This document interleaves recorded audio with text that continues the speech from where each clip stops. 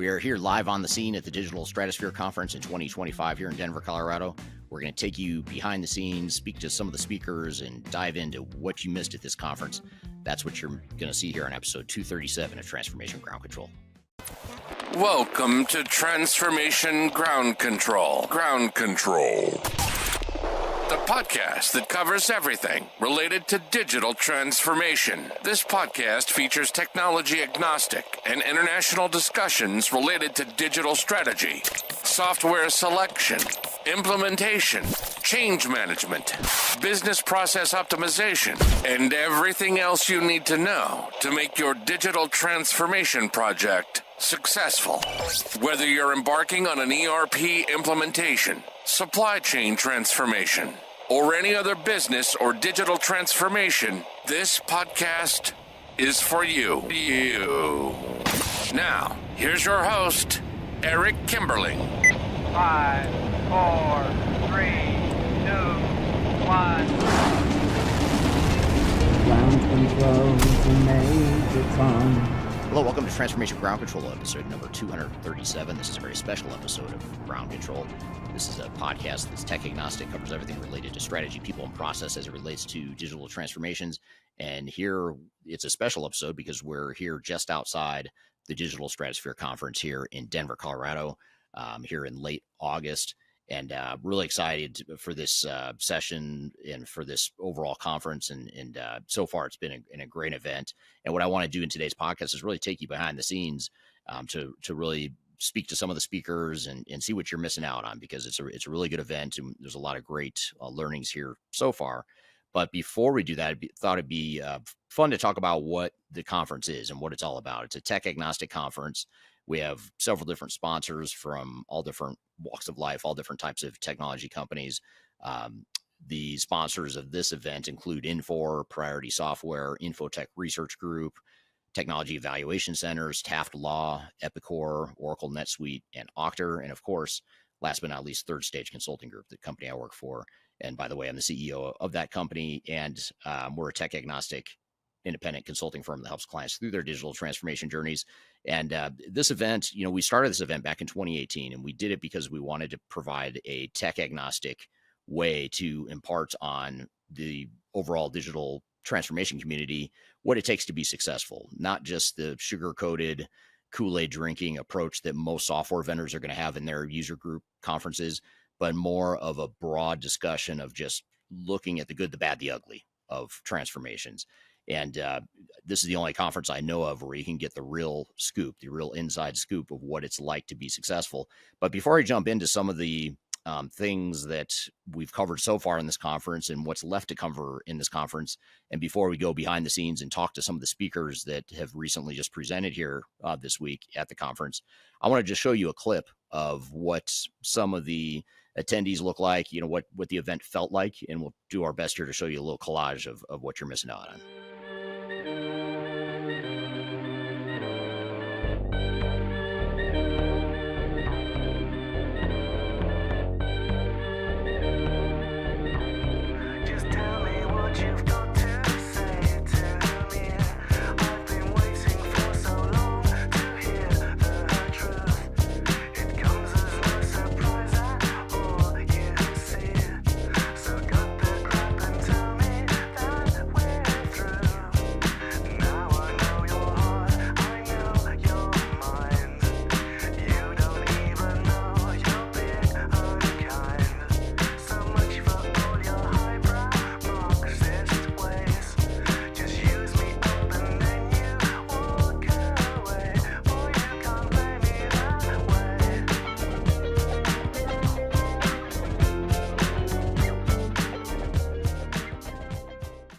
So that's a little bit of what you can expect to see and what you might have missed out on here at Digital Stratosphere if you're not here this week.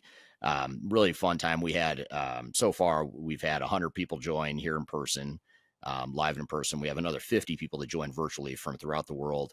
And what's really interesting is even though we offered this virtual pass thinking that people from outside the United States primarily are going to be the ones to join virtually, we actually had people join in person from all over the world. We had someone join from Poland.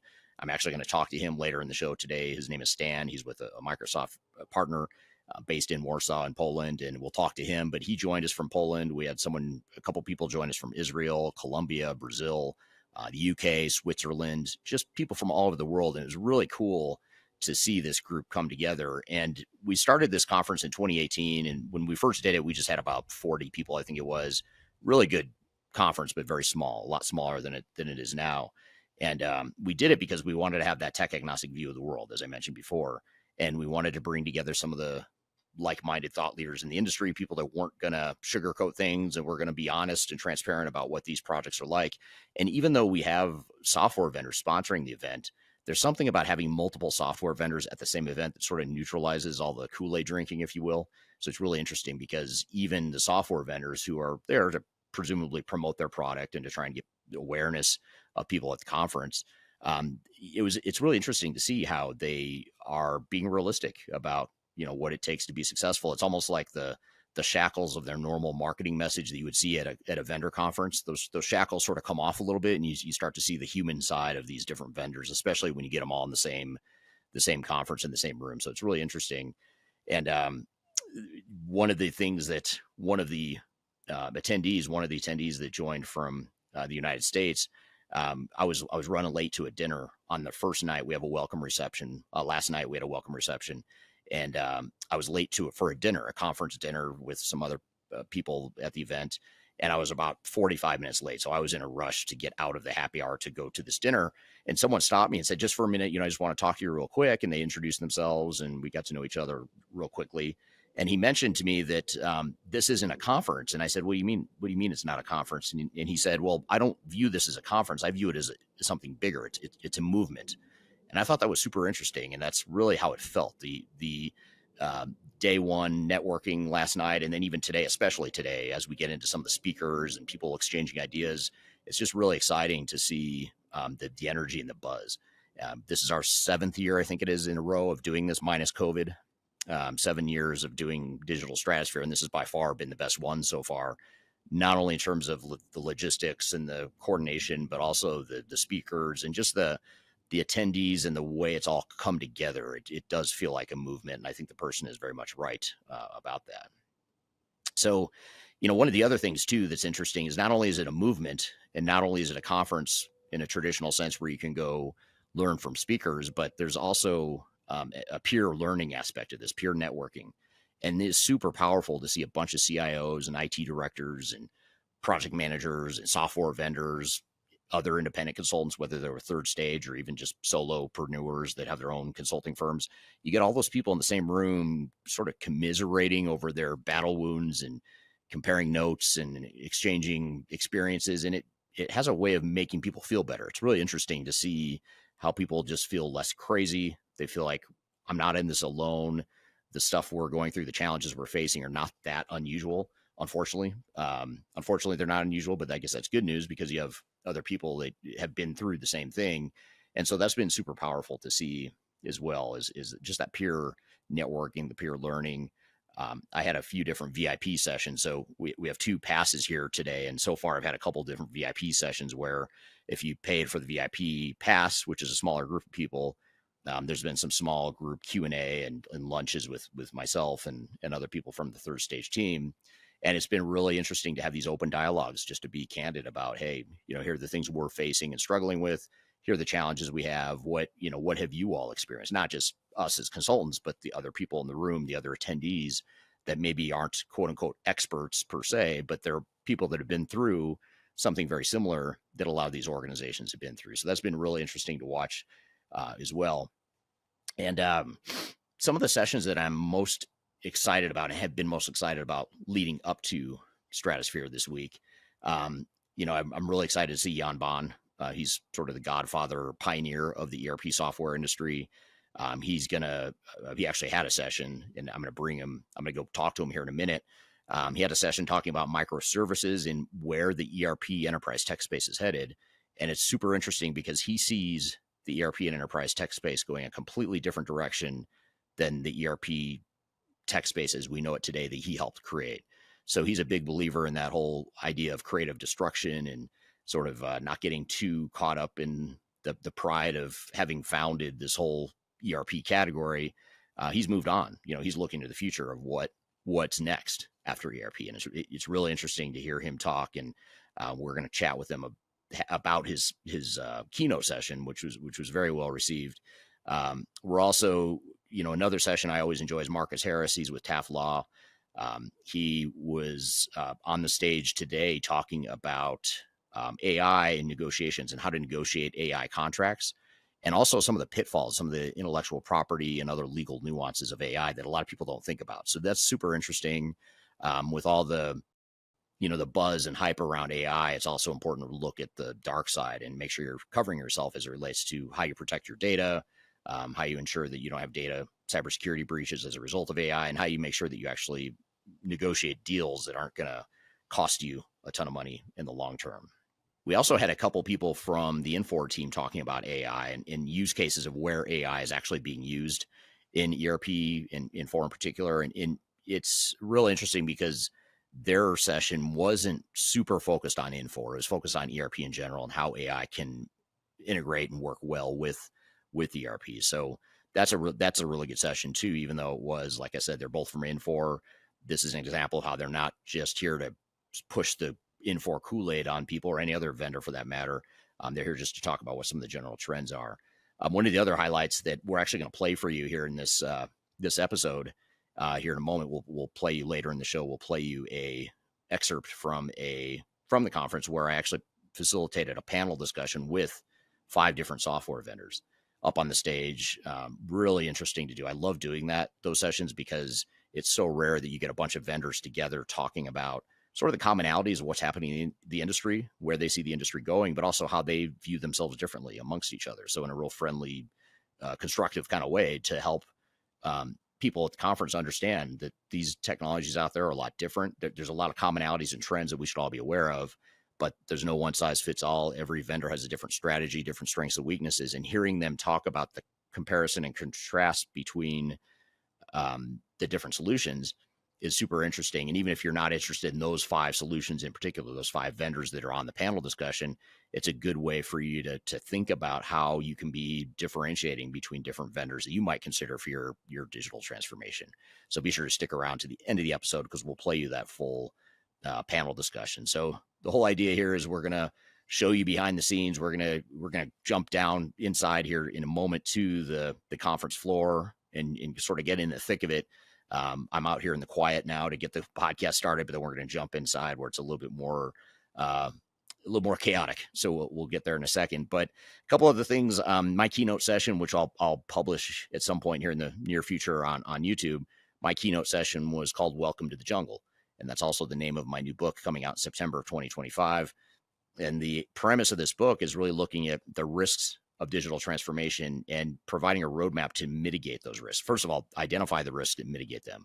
And so that was really the whole intent of that book and that keynote presentation today, is to share with the audience, like, hey, these digital transformations are not slam dunk easy wins. And I think we all know that, but they're not foregone. It's not a foregone conclusion that they're going to fail either.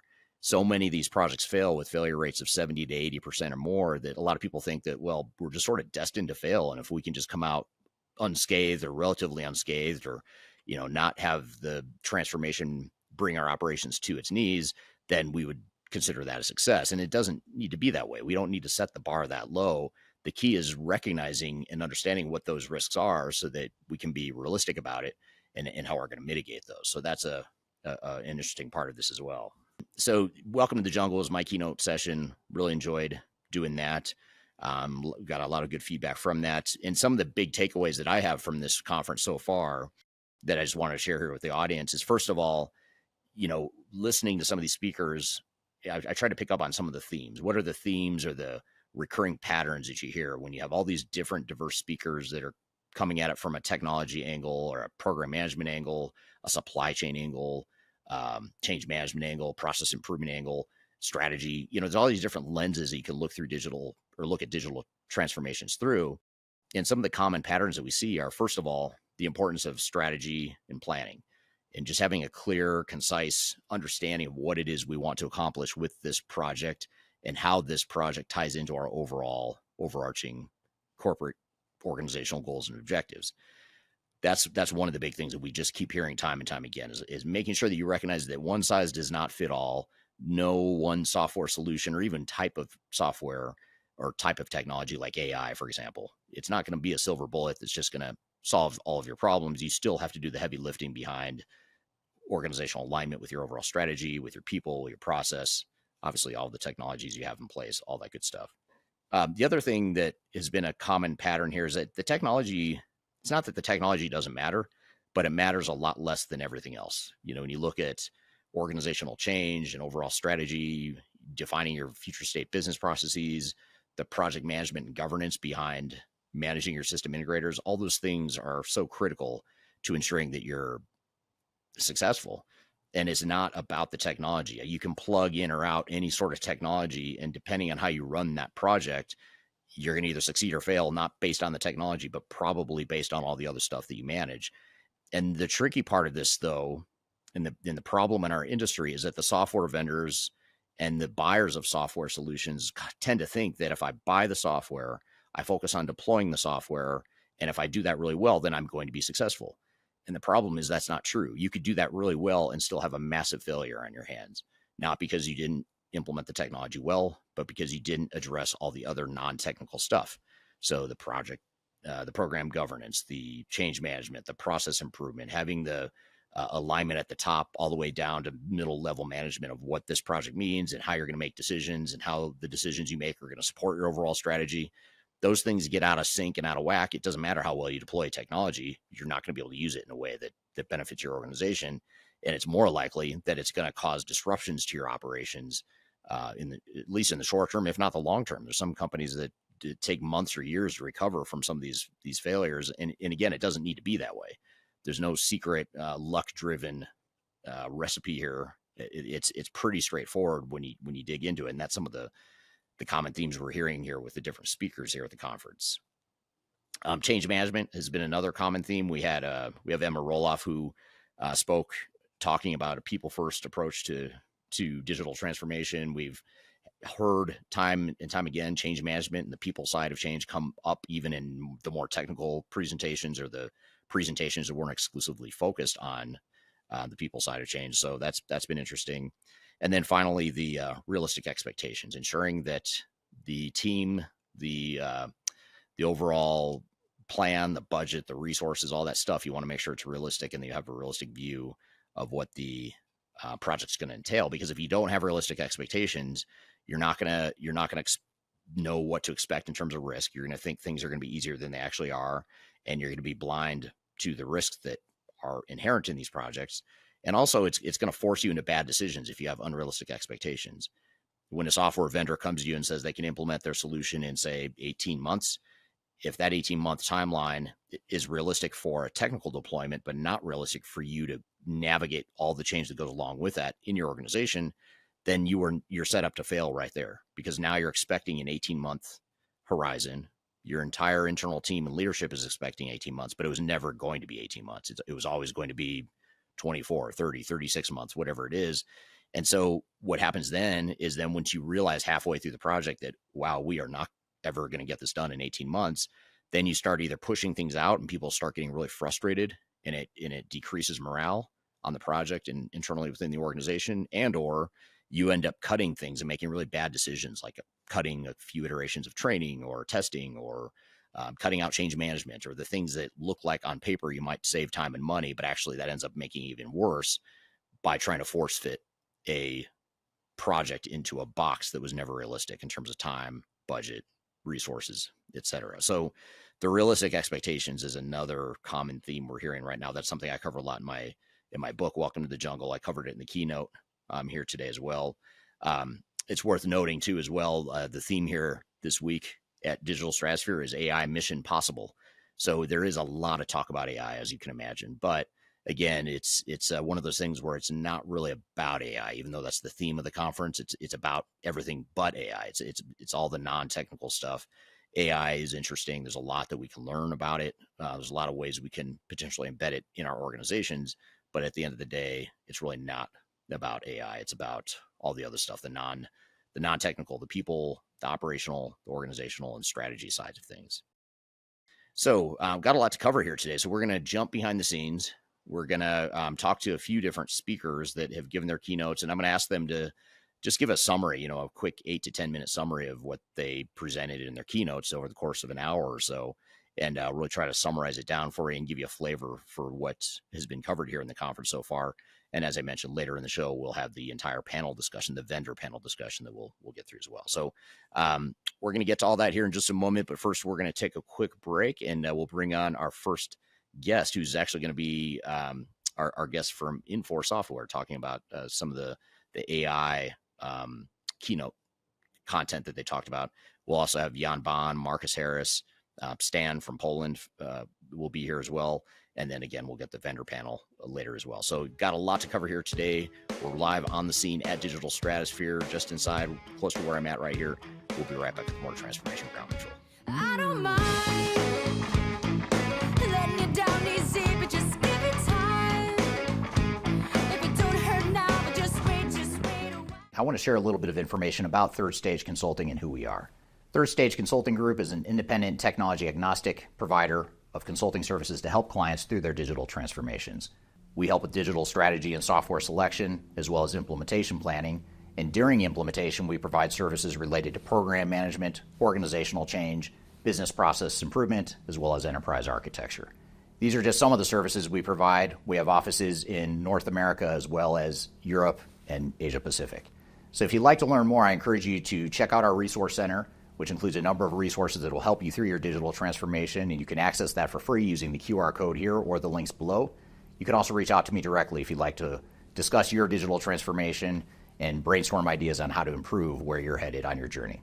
The last thing you want to have happen is for your digital transformation to end up in court. I've been doing this for 20 years and I have seen everything. My name is Marcus Harris. I'm a software and technology attorney focusing my practice on drafting and negotiating software-related contracts and litigating software disputes across the country. Feel free to reach out to us at taftlaw.com. We'd love to talk to you about the litigation process and what you can expect.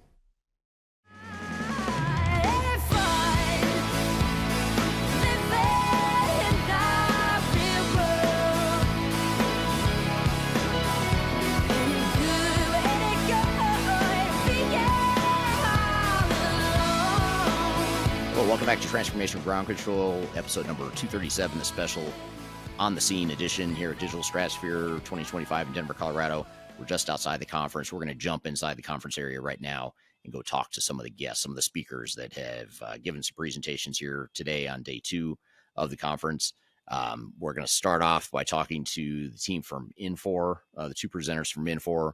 We'll talk to Jan Baan and get a lowdown or summary of his presentation, his keynote. Talk to Marcus Harris, and we'll talk to others as well. So let's go ahead inside the conference center and start talking to some of the guests here. I'm here with Tanya and Tiffany from Infor, and you guys just had a presentation early this morning. You actually kicked off the whole conference by talking about AI within the Infor ecosystem and really giving really specific examples of how you guys as a vendor are incorporating AI into your offering. Can you tell us just a little bit about, if you were to summarize this presentation, it was about an hour long, but if you were to summarize it in just a few minutes, how would you summarize it? Why don't we start with you? Absolutely. If I had to summarize it, and I'm the director of product management for data and analytics. And so data is super a big passion of mine and something that I am always talking about. And I think if we could sum it up, is that data is really important and that you need to make sure that your organization has your data, has good, clean data so that you can then start to build those AI capabilities on top of it. And so data is obviously that first building block that is going to then be able to propel you to be able to do all of those additional capabilities through things like agentic AI, optimization, and building out more capabilities for your organization, saving you time, saving you money, and also helping you get that faster time to value as well. Right. Yeah. So how about you, Tanya? What was your favorite takeaway or your biggest aha moment when you're putting together this presentation, when you were giving it here earlier today? What's the biggest takeaway that the audience should take from that? And I'm going to be biased because unlike Tiffany, I believe in the importance of data, but I'm all about AI and technology. And so what I really think is important is when we think about AI, let's not think just about ChatGPT or the things that are kind of more surfacing. There's so many different techniques. There is machine learning, there is optimization, there is graph technology, simulations. Gen AI is just one of those techniques. And so to me, is the main takeaway out of it composite AI. It's really a combination of all of those techniques that really gonna help you drive value. You use the right tool for the right problem. And with agentic pieces coming in, it can communicate to each one and single one of them, which it excels and kind of bring those things together. So that's what I would say. But one thing that is also important to remember as a takeaway, the business problem. Like you can't do things just thinking, oh, it's AI implementation, AI is going to solve it for me. No, you need to come, it's just like any other project. You need to have a real business problem that you're trying to solve. Yeah, and not just doing AI for AI's sake. You're doing it because you're trying to solve a specific problem. And one thing, Tanya, you were also on a panel discussion, a vendor panel discussion, where we had you and a few other vendors that are involved with this event. And one of the things I asked you about was Infor's specific strategy around not just AI, but also sort of this continuum of single one size fits all ERP system versus totally composable microservice, best of breed, whatever you want to call it. Where does Infor fit in that whole continuum, and how do you see it evolving over time? Yeah, and so we are industry ERP company. We have so many different cloud suites, each one specialized in each individual domain in the industry space. And so on top of it, we have an additional application that goes side by side, hand in hand. And so what we had to do is we have to build our cloud platform technology that will communicate across so that you have a unified experience as a user of Infor as you log in. You don't want to go into different screens of the applications. You log in into one central place and you see all of those pieces coming together. You see those pieces based on your role in your workspaces that leverage on your cloud suites and your ERPs, that leverage on your analytics, that put in front of the data, that have your process mining, all of those insights that are right there. And so we strongly believe in thinking of a role-based and how it's kind of solving their problems day to day, enabled by our cloud platform. That's how we think about it. Yeah, that's interesting. Now with AI, coming back to AI again, and sort of coming full circle on this, Tiffany, you in the presentation, you in particular, I believe is you. I know you both covered this, but I remember you going through a few examples of how specific use cases of how your customers are either already using AI and/or specific use cases that you've built into. Not you personally, but you as a vendor have built into your product. Can you give us a couple examples for people that don't really know, like how might I use AI? How are you seeing? What are a couple examples that you might help? Yeah, absolutely. So, with our new Velocity suite, we have a lot of additional capabilities that go beyond just AI. So, when you think about some of the use cases and the problems that our customers are trying to solve, it's not just an AI problem, it's a technology problem that they need to solve for, technology that they need to use to solve for their problem.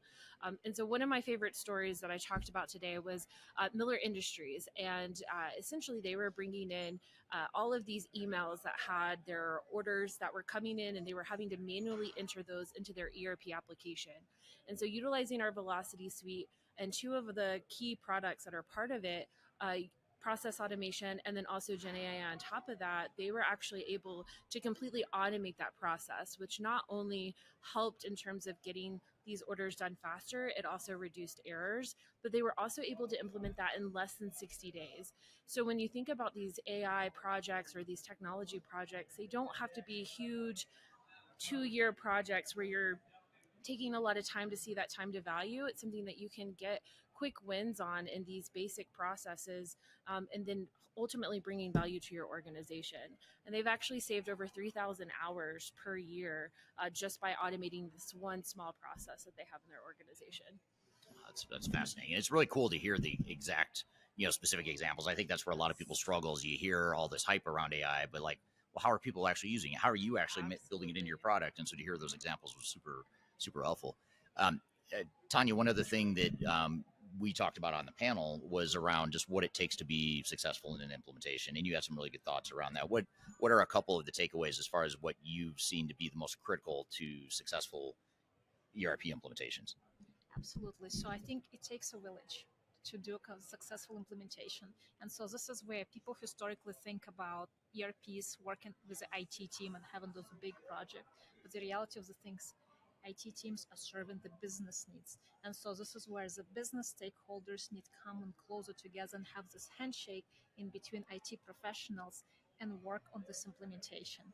work through the data, work through the business process. What are the things where I have all of my fragmented data in different pieces? How do we bring it all together to solve for this challenge, to solve for this problem? And the other thing, like Tiffany is saying, you don't need to think about years worth of project. As you start your implementation, think about all those composable different pieces where as long as you got the data, you could start thinking about those quick wins and business sees a real value. You're talking about the Miller Industries. We also were talking about Andrews. They have almost 9,000 worth of annual hours saved through the work that they used to do in the past manually, doing all of those VLOOKUPs across 750,000 SKUs.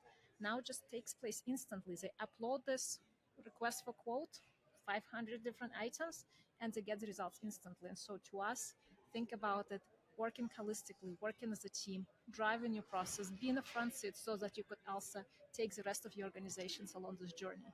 Yeah, that's super good advice. What closing advice would you, if you were up in front of the stage right now and it's the end of the conference and you had to give one piece of advice to people that are ready to go back to the office and get to work on their ERP or digital transformation, what would that be, Tiffany?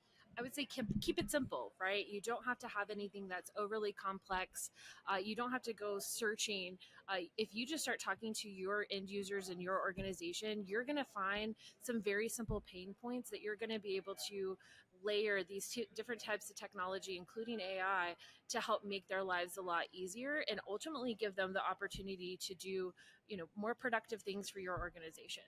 I'm here with the legendary Jan Baan, the founder of Baan Software, and now more recently, the founder of Rappit. And Jan, you just gave a really good presentation about microservices and AI and what it means to ERP systems longer term. And you're someone, just to back up, you're someone that helped create the whole the whole category of ERP software.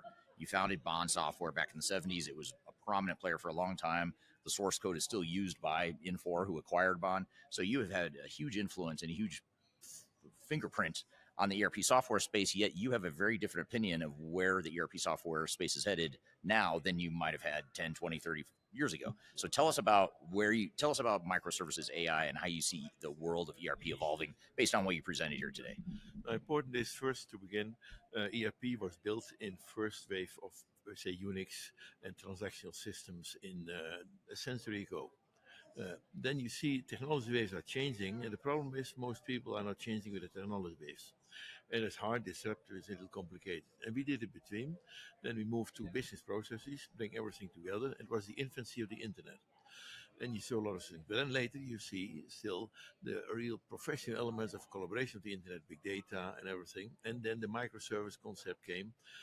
And even these big companies like Google, etc., they provided all these tools. And this is, for the third time, we could adapt it, where still the logic is more or less the same. And you go more downstream, and then you say, okay, why we should not rebuild an ERP system, what you even can discuss, but let it stay there. You see now for the first time you have this data, and the data moved in 3 databases. From an SQL database in ERP to BigQuery with a big data lake to semantic database, and gives you now the element of all the data. And now that brings you element in microservices. They are small components, could be developed by owners who understand it, and it can be synchronized. And it's going very fast, cheap. Errors can be detected and all the stuff. The technology is very far, 10 times faster than in the traditional ones. And now you see the benefit in AI, because especially agentic AI is totally adopted in this technology. And it makes it's not rocket science. Yeah. You do it more the same what you did before. Right. Yeah. And what about software vendors who might say, okay, that's great, microservices, AI, that's all great stuff, but in order to really take advantage of AI, you need a brand new ERP system. You need to move to the cloud. You need to upgrade to the latest and greatest ERP technology. How does ERP fit into this whole thing? Nonsense to have a new ERP system. Like you can have a new car. Maybe you have 2 engines in the car, and in software technology enough, you decouple it. And over time, you have the same function from the engine is maybe good enough in a new car, where you have a new dashboard, like a Tesla, etc. Maybe the dashboard and autopilot can change every day. The chassis is still the same.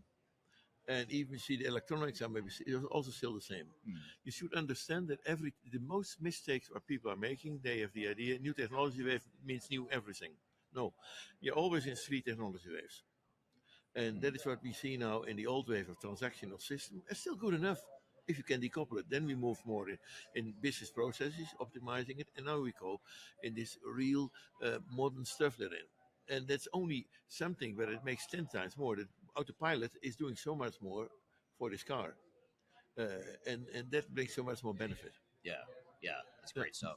So what do you think happens to the big ERP software vendors? How do you think that will they still be relevant in the world of AI and microservices going forward? Do you think it's going to get more fragmented with more startups? Like your company is not a startup, but it's very well established, but it's not as big as a Oracle or an SAP. So a company like Rappit, do you think the future is with companies like that can provide more smaller solutions, or how do you see it? We even talk a little over what you see the BlackBerry, and they never expected to lose. But they have some elements they had it hard coded board to do this type of stuff. Now, I should not invest in SAP when I was even an investor. I'm really afraid to see from even two elements, they can go easy down. You've seen it even with BlackBerry. They can go very simple down, but they even go down with the big system integrators together. They all can sync very soon. And why should they do it? And their attitude is not used over all these elements. They're coming still from the mainframe, protecting elements, not also for this real, I should say. They even do not know the vendor. The system integrators know them a little more, and it's real dangerous therein. And I'm afraid, and the opposite, you see, this new technology can grow fast, but not so many people understand the starting point of ERP. And that's, I think, what you do in this conference, the most important thing. Don't ignore ERP. Don't blame ERP still, Right. because it's still an important element, but don't believe that it's the beginning and the end of all of it. It's just the starting point for the data, but this data can be propelled tremendous more. We have to say, with ERP, we took the rough diamonds out of the ground. But now we can make them very special and sell them for 100 times more the price than of the rough diamond. Right. That means the ERP-driven microservices are unique, and not so many people in microservices are ERP-driven. And I think that could be a crucial part and a real winning element. If those, and therefore we need the oldies, therefore we say here, why can we not work more together? But as people who understand ERP, it's easier to educate people who understand ERP to lead them in microservice than even have smart people who can build microservice to learn them ERP. Right. Yeah. So it's almost like we're trying to not force ERP software to be something that it's not. It's not meant to be everything to everyone. And you had a good analogy with or a metaphor with the castle, rivers, motorboats. I thought that was a really interesting visual metaphor or analogy for what the enterprise tech space is starting to emerge. Can you describe that metaphor? No, I was thinking this castle, and we see a castle is maybe by a mountain where even coming clean water, and the castle is always protecting from outside, and extremely stable. But then you cannot go outside. And now we see if the castle is connected to a river, and then there's the data stream, then the SQL data stream can be a semantic data stream. And then I was thinking a little, okay, there's a difference between even what we see, microservice and AI-driven elements, even decouple that. And I was thinking, take the houses, small houses instead of a castle, as components who can be united together, easy, as the microservice, and take then the AI stuff as boats to do that together. Now, the good stuff is these people making good money, and over time, they may be living in the castle. They make a museum of the castle. Why should we not make, over time, a museum? This is how we did the old way ERP. Right. Because the castle has still value for entertainment, maybe over time, but it's not no longer the be-all and end-all. But today is still an important beginning element. You cannot ignore it. And therefore, I'm so happy with my experience in ERP that gives Rappit, in my opinion, a new dimension. Right. No, it's great. I think it's really cool what you guys are doing, what you personally are doing in the space, but also your company and in the way you're providing an alternative to companies. They don't have to go with the big monolithic single ERP providers like we did 20 or 30 years ago. The big change is over. You can sunset it.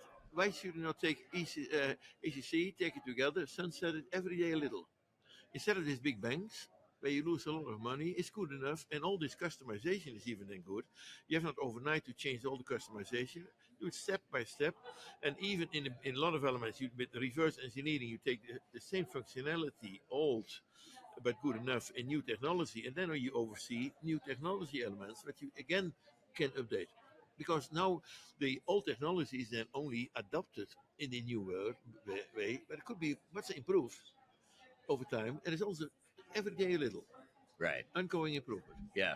Yeah. That's great. So I have an idea. You came all the way from Netherlands to be here, and I really appreciate that. I know the audience here loved having you here and love learning from you. I always learn so much from you every time. But I'm wondering if maybe I should go to Netherlands next time and we do a Stratosphere in the Netherlands. Would be perfect. I think Yeah, I want to know what the audience thinks, though. I want to know what they For think. me, Yeah. okay. And I have a place for it. Yes, we can he- do it on the castle. Yes. We can take the Vandenberg for that. He actually owns a Vandenberg castle called Vandenberg Castle. So Yeah. I've been privileged enough to go to it. It's a perfect venue for an event like Stratosphere. We've got some brains here. We've got a venue. Yeah, yeah. All we need is a few more Yeah, people. yep. And All then right. we even can bring it more European also, and combine that all. Yeah, get some of the thought leaders in Europe to be part of it. Cool. I met her in a club down in Old Soho where you drink champagne and it tastes like Coca-Cola. I'm excited to announce the release of our 2025 Digital Transformation Report. It's available now on the Third Stage Consulting website, www.thirdstage-consulting.com. This report gives you an unbiased, technology-agnostic insight to help you optimize your organization's projects for success. Get your copy today using the QR code in front of me or on our website. Are you looking for ways to promote your product or service to enterprise technology decision makers and influencers throughout the world, like the ones who listen to this podcast? Major Tom Productions creates media, events, and influencer marketing for B2B technology providers. Our productions are exciting, educational, disruptive, and effective. Most importantly, they create results. Our content is unlike any other in this industry, engaging, influential, and trusted by technology buyers and influencers throughout the world. Each month, our productions reach hundreds of thousands of targeted buyers and decision makers who trust and engage with our honest and tech-agnostic content. With long-tail viral results and engagement with our content, Major Tom Productions provides a way to reach your target market and create awareness, calls to action, and a connection with potential customers. So, collaborate with us today. Learn how we can feature your product or service on podcasts such as Transformation Ground Control, Journey to S/4HANA, and Journey to Dynamics 365. We can also feature your brand on our YouTube channel called Digital Transformation with Eric Kimberling, which boasts over 100,000 subscribers and over 2 million video views per year. You can also participate in our in-person events, including our Digital Stratosphere Conference. Contact us today to learn more. We can tailor a marketing campaign that works for you. We look forward to helping more people learn more about and become engaged with your brand.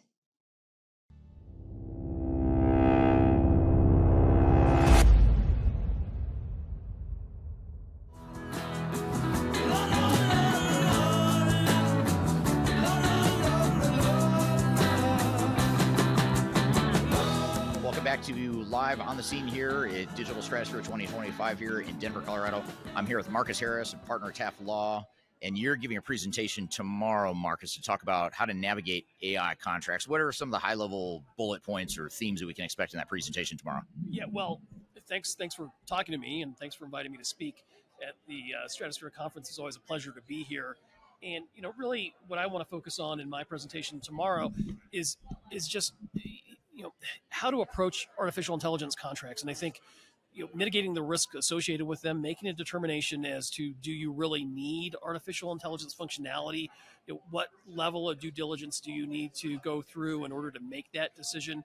What kind of a policy should you have in place for your employees regarding the usage of artificial intelligence in your organization? I mean, all of these, I think aren't really considered very much. I mean, it's, the fundamental threshold question that I ask every one of my clients when they come to me asking about artificial intelligence is, do you need it? I mean, in my view, we always used to talk about snake oil salesmen, and you talk about the sizzle, no steak, and AI is right there. I mean, is there a way for you to get equivalent functionality in your business without utilizing artificial intelligence, because there are, you know, minds everywhere. I mean, you look at this stuff, and everybody is pushing hard for it. It's the sexy new thing that everybody wants to have, and if you don't have it, you feel like you're falling behind technologically. You're falling behind your competitors.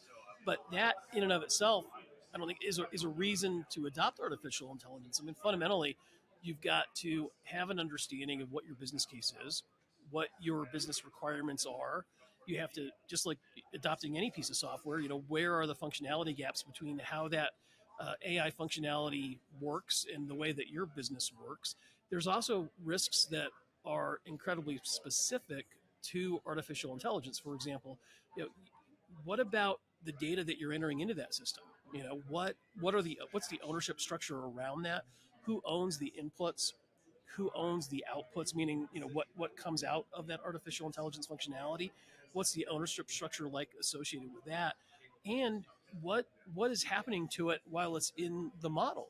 And what's the vendor doing with that? And then that leads to contract negotiation strategy and contract negotiation points. Are you going to be well within your rights to ask that vendor to warrant that they've got good title, ownership, non-infringement with respect to that artificial functionality and the data that comes out of it? Maybe, maybe not. Are they going to step up to indemnify you if there's an infringement issue? I certainly hope so, but most of the risk is going to be put back to you or put back on you as the customer. And in a corporate environment, an enterprise resource environment, that's probably not appropriate. Right. Now, are you seeing any fallout yet from?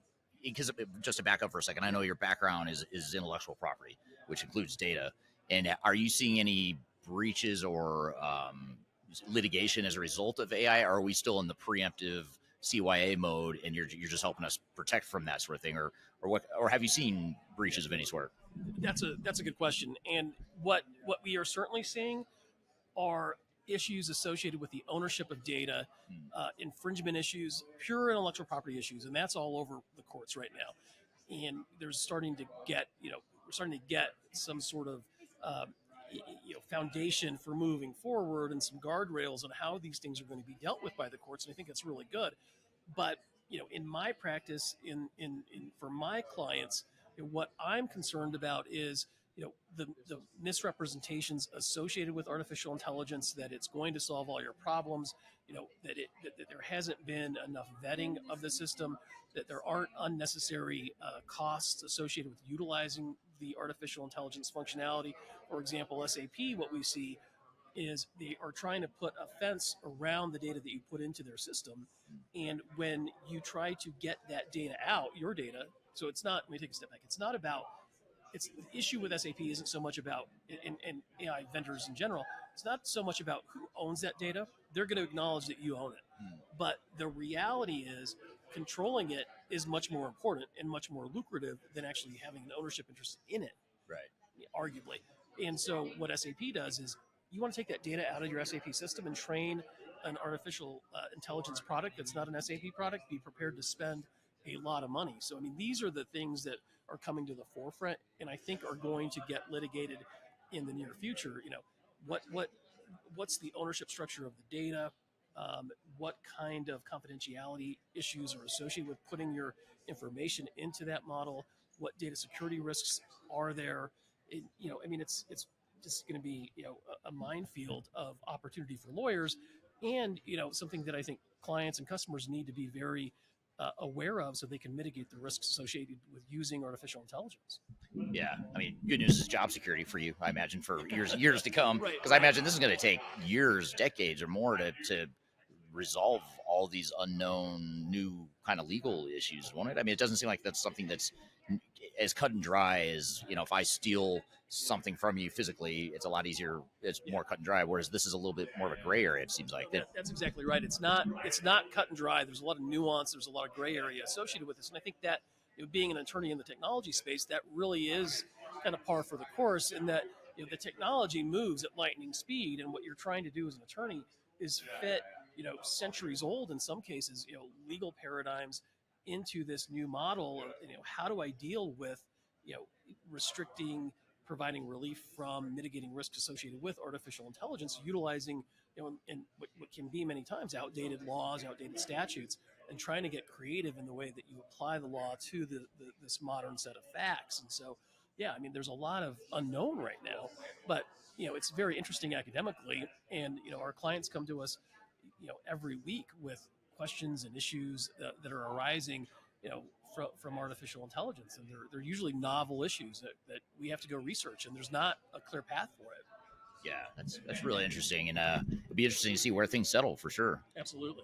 Yeah. And I'm looking forward to your presentation. I appreciate you being there. Taft Law is actually a sponsor of this event, so thank you for being a sponsor and helping us put together this great community of people that are here to learn more about digital transformations, and appreciate having the legal advice too, because it's always good to have an attorney in your back pocket when you need it. And certainly reach out to Marcus on LinkedIn. What's the Taft website, or what's the best way to find you other than LinkedIn? Taft Law, LinkedIn, Twitter. Just you put my name in there, and software ERP, I'm going to come up. So Marcus Harris. Although isn't there a basketball player named Marcus Harris or something, or a professional athlete? That's stealing my thunder a little bit. Yeah, it's ruining your SEO rankings or whatever. You can't really confuse him with me. He's much younger and much more fit. So.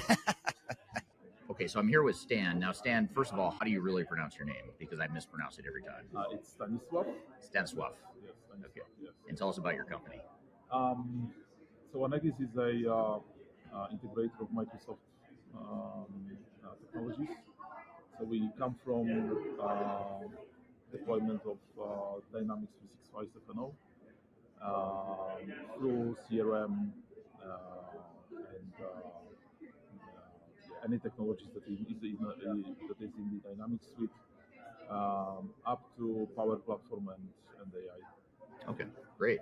So from your experience, then, I'm curious to get some of your thoughts here on leadership. So a lot of what these projects entail is leadership, cultural change, and it's more than just technology. Correct. So what is it? How can leaders inspire and lead cultural change in these sorts of projects? No, I think it's very important to get to know your organization, meaning that what is the fear behind not going after the change, right? At some point when I was moving further with my career, one of my mentors said, remember that you as a leader, your job is to take everybody with you. Mm. And this stayed with me, and I think this is the essence. Whatever you do, I mean, each and every project is a change. Sometimes small, sometimes big, sometimes enormous. Right. But eventually it should change, and people are afraid of change. Right. And you have to get to the bottom of what's behind this fear, and attack that. Right. So what can the leaders do, whether it's a CIO or any other executive within an organization? What can they be doing to drive that lasting change, that cultural change, to get people on board and aligned? What are some of the best practices you've seen work there? I think one of the things that one can address is this change management practices. Mm. So inform, talk, listen, make Q&A sessions. This is where people ventilate. This is where they say what's happening in their heads and address that. Right. So this is one. Another thing is that when you want to have things that are long lasting, is that the change should be adhered to the company's culture, DNA, or the values. Right. Because otherwise, if you go sideways, it won't lay down or adhere, right? So it will just go sideways, as I said, and eventually it will go back to the origin. So. Right. What do you think the hardest part of these sorts of projects are? Is it change management, or is there anything else that you think are the biggest challenges that leaders face? I did like 5 digital transformations. So from 2007, I think, different sorts of projects in telecoms, in retail, in global small organizations, and each and every time is how much you can influence people, or how much people can acquire change or acquire new technology. It's about technology adoption. It's about understanding the fears, as I said. So basically that's it. Right. Now, when going through these sorts of projects, then how do you see your clients, or in your experience, how do organizations best handle innovation? Because a lot of times these projects can get so overwhelming that it becomes difficult just to automate what you already have. And so how do you see clients be successful in creating a really innovative culture, innovative processes, innovative technologies? How do you see that all coming together? There are a few things that you can tackle in innovation, but one of the best strategies I've done in my career was, I will call it right now, organized innovation. So you have to have a funnel of innovative ideas coming in. You have to have funding that is secured, and eventually there has to be an ownership. I think this is the most important part, that whenever something comes in, you have to have an owner for these new ideas. But coming back to your question, where does automation stops and where innovation comes in, right? I think the best way is to democratize technology, right? Where people can just experience it or use it regardless of their position or technology acumen, if that makes sense. Right. So just use it, feel it, experiment, and then one of the models of promoting innovation is that people innovate, people experiment with the democratized IT, democratized technology. But then there are IT teams that make it scale it, make it enterprise-wide. They secure it, making sure that it's scalable, that it's giving eventually value to the company. Right. So, in addition to you flying all the way from Poland to come to Denver to come to Digital Stratosphere, you've invited me to speak at your event coming up in Warsaw in Poland. Tell us a little bit about this event, and what should I and other people that might be interested in attending, what should we expect? So we are thinking about an event some time ago that would bring people that are interested in not only digital transformation, but also change management and everything that goes around in that space. That's why your name came in, because you are very strict in this statement that change management comes first, right?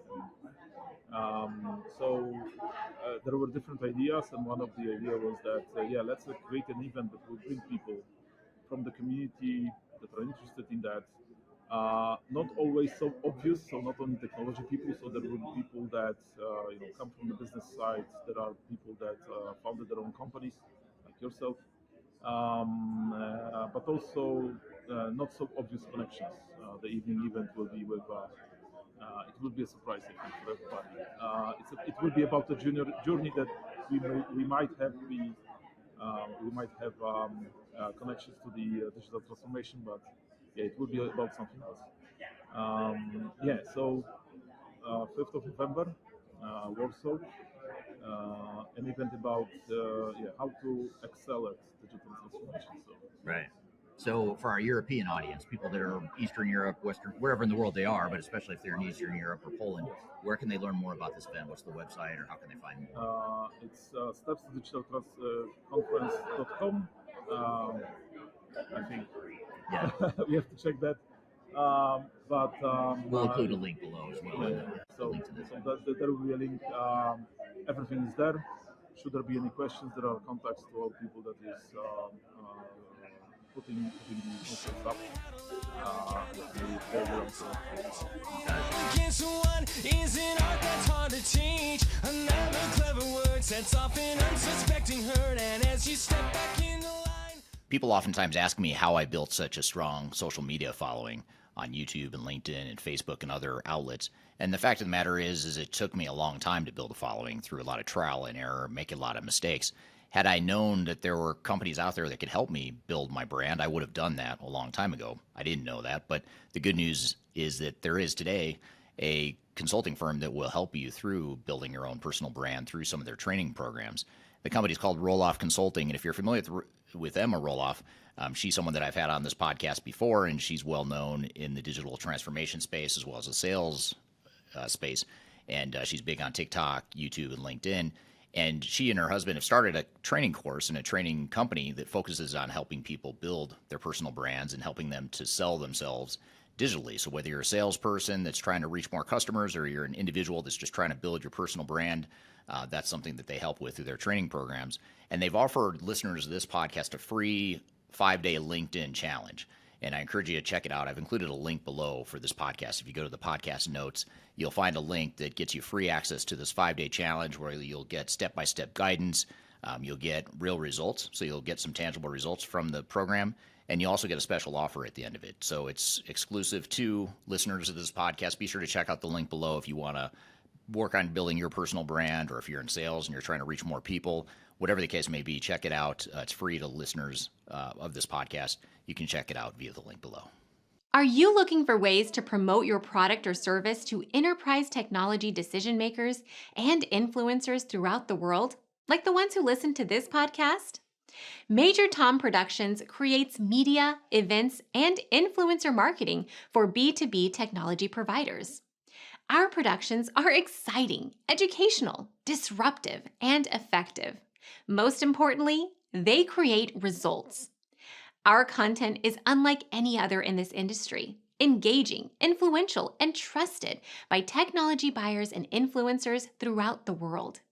Each month, our productions reach hundreds of thousands of targeted buyers and decision makers who trust and engage with our honest and tech-agnostic content. With long-tail viral results and engagement with our content, Major Tom Productions provides a way to reach your target market and create awareness, calls to action, and a connection with potential customers. So collaborate with us today. Learn how we can feature your product or service on podcasts such as Transformation Ground Control, Journey to S4HANA, and Journey to Dynamics 365. We can also feature your brand on our YouTube channel called Digital Transformation with Eric Kimberling, which boasts over 100,000 subscribers and over 2 million video views per year. You can also participate in our in-person events, including our Digital Stratosphere conference. Contact us today to learn more. We can tailor a marketing campaign that works for you. We look forward to helping more people learn more about and become engaged with your brand.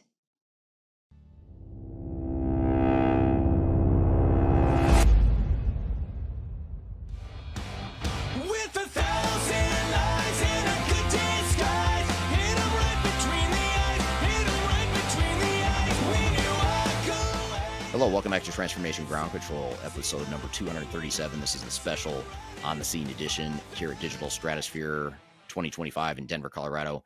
We're just outside the conference area here. We just got done talking to some of the keynote speakers that have spoken here today so far on day 2 at the conference.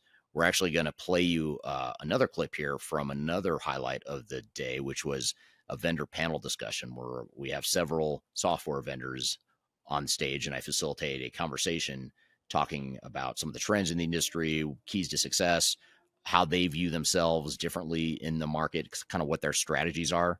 And it's a really interesting discussion because, again, even if these 5 vendors aren't solutions that you're necessarily interested in, it's a good way to understand how different software vendors and providers can differ from one another and some of the nuances and things you might consider as you evaluate these different options. So let's jump back into the conference. We'll play you this clip from the vendor panel discussion. We're going to talk about just some trends we're seeing and you are all seeing in the AI space. You've heard a lot of presentations where I don't know there's been a single one that has not mentioned AI many times. I tried not to mention AI intentionally, but yeah, I couldn't help myself, and I just lost count of how many times I mentioned it. I know a lot of you did too as well. So let's first do some quick introductions. We have a panel here. Some you may have met or remember from the previous sessions. Tanya Gonzalez from Infor. She was the first presentation of the day after the opening. Gil from Priority is here. So Gil, thank you for being here. Scott Bickley from Infotech Research Group. They put in my notes ITRG, and I keep saying IT Research Group, but it's Infotech Research Group. And Craig Sullivan from NetSuite. And then right next to me is Dan Hodek from Epicor. So Epicor, Infor, Priority, Infotech, and NetSuite. So lot. This is a really unique thing to see all these vendors here in the same room, same stage, So far, no one's killing each other. They seem like they're getting along okay, but let's see if we can change that. We're probably all having the same problems. I'm putting my money on Tanya. I think Tanya's going to win the arm wrestling match or whatever. Yeah. All right, so just to start, and I'll open it up. I'll call on one of you for each of these, and then let the rest of you chime in as I go through these questions here that I just lost on my. Here we go. Interesting choice of chairs, by the way. It's like an endurance competition. Yes, it's like the. No, we at Priority were up for any challenge. It's the others I'm feel sorry about. It's like an episode of Survivor, like a reality show. See who falls first. Let's talk about AI, and I'll start with you, Tanya, just because you presented on this earlier today. But to start, maybe talk a little bit about summarizing some of what you talked about this morning. But how is Infor building AI into its what are some of the most common use cases you're seeing so far of AI actually being used in the Infor Cloud Suite right now? Yeah, that's a great question, and thank you for giving me this opportunity to kick it off. So at Infor, we actually have a combination of solutions. So on one side, we have embedded use cases that go directly into our cloud suite, so ERPs. And some of those most common use cases that we run across is product recommendations. I mean, let's just think about like a customer base, right? If you're on Amazon, right, and you look at your shopping cart, you have all those recommendations. This goes with this. Have you considered the other product? Similar case on our cloud suites and ERPs, right? So when they're going after our customers, in this case B2B space, and then the trained resources that need to learn from all those hundreds and thousands of SKUs, that comes in very handy. So that's some of the common use cases that we are seeing across some of our industries. Obviously, healthcare has its own specifics as well. This is where we see some of the things coming in. Oh, I need to forecast, make sure I have all those syringes in time, need to make sure I have inventory optimization. So that also comes in play as well. And then when we think about our use cases, it's really maturity curve. So what are the things that we could put in embedded because they don't require so much services engagement versus what are the use cases where you actually need a lot of hand-holding and we validate them. You can't build AI in a vacuum. You really need to make sure that you have go back to this data validated across the customers. And so when we think about AI, we really see an evolution of them, just starting off with the individual customer, actually validating that it works across a combination of customers, and then we put it into our embedded offerings. And still keep on going, keep on growing. Those use cases keep engaging. Interesting. Gil, what are your thoughts?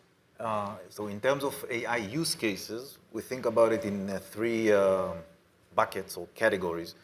One is the AI assistant, which is basically helping you to do your job. If it's searching in a more of a natural language kind of interaction, like Eldad showed earlier. It can be things like drafting an email. AI can draft it for you and change the tone. I think we saw some of that this morning as well. So that's more on the assistance level, and this already exists. It's out there. We saw it this morning. Then the next level is the AI advisor, which can actually, here the intelligence kicks in. It can notice some anomalies, see some stuff, tell you, hey, pay attention here, pay attention there. And the third level, by the way, the advisor piece is coming out like in the next version, so it's already here. The next level is the agentic. It's harnessing AI in order to do more sophisticated cross-process stuff for you, actually do your job in a way. And this is not yet here, but this is where we see the market is heading. Interesting. How about you, Dan, with Epicor? How are you seeing AI being baked into the Epicor product line right now? So we are embedding it across our product line. Our users tend to be pragmatic, so they're not asking like, give me AI, right? They're trying to solve a challenge. And so we're looking at it to go, okay, well, what are those quick win challenges that we can solve for them, right? We're not going to go shoot for the moon. So things like forecasting, inventory control, predictive analytics, those are the kind of use cases that our customers are asking for quickly. So we're implementing those types of things. Ironically, we have a knowledge agent, which it's like, hey, yeah, we need to put this out there for our customers. And it's been getting like great love and adoption. And we had a customer who actually is a very long-term customer. He said like it's having a second brain in ERP now, right? Because of the knowledge that we can now use with AI. So again, like the use cases that we see are the ones that customers can get value really quick, right? And we're looking to embed them, whether it's agentic AI, whether it's large language models. We're there to help our customers kind of the best value that they can get out of what we have today. Right. And Craig, I want to ask you a little bit different spin on that same question, though. So with NetSuite being a native cloud SaaS solution and focusing on the mid-market, how are things different in the cloud environment and or with the mid-market as far as how you're seeing AI being used by NetSuite and its customers? Yeah, it's an interesting. I was formulating my response to your first question. And I decided to change the last minute. I did not tell you I was going to. You switched it up, but you've helped me, I think, so thank you. Yeah, so I think, as from our perspective, we are cloud native. We were born in the cloud, if you will, 27 years ago. And so we've only ever thought about what it means to be running a business using cloud-based systems.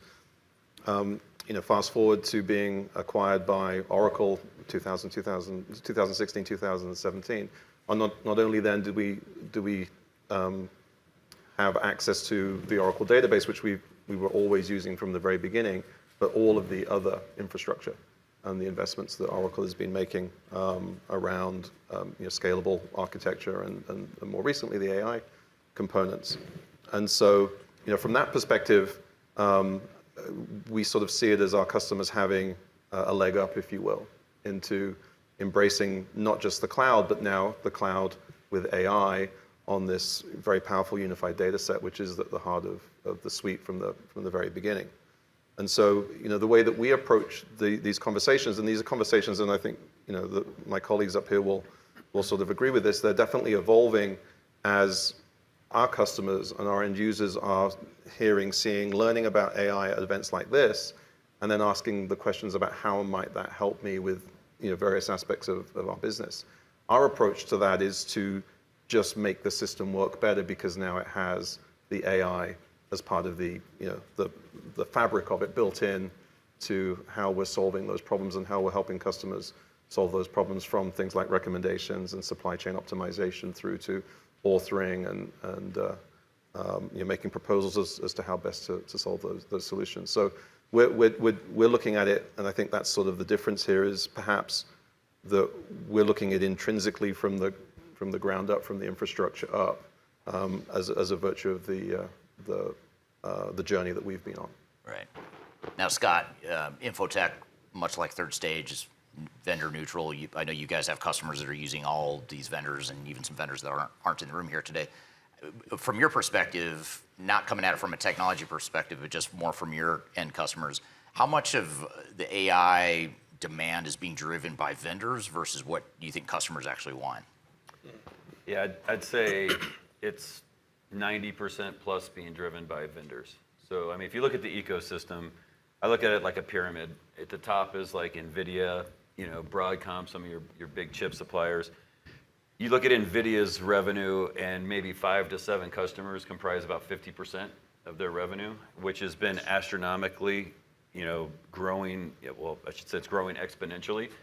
They have a vested interest in pushing these models out, their investments in these data centers and what they're building out, and their customers are, the vendors on this stage, along with dozens of others.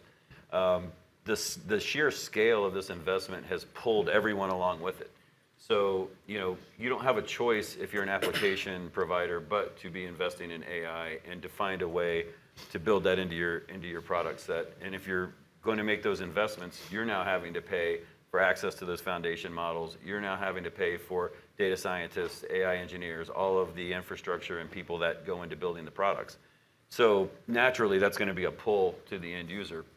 And I think from the end user perspective, it's very tempting to kind of get caught up in the FOMO of the AI hype cycle, right? And so, 100%. But if you think about it, you have a choice of either going out and trying to directly build your own AI solutions, which a small minority of companies have the resources to do so on multiple levels.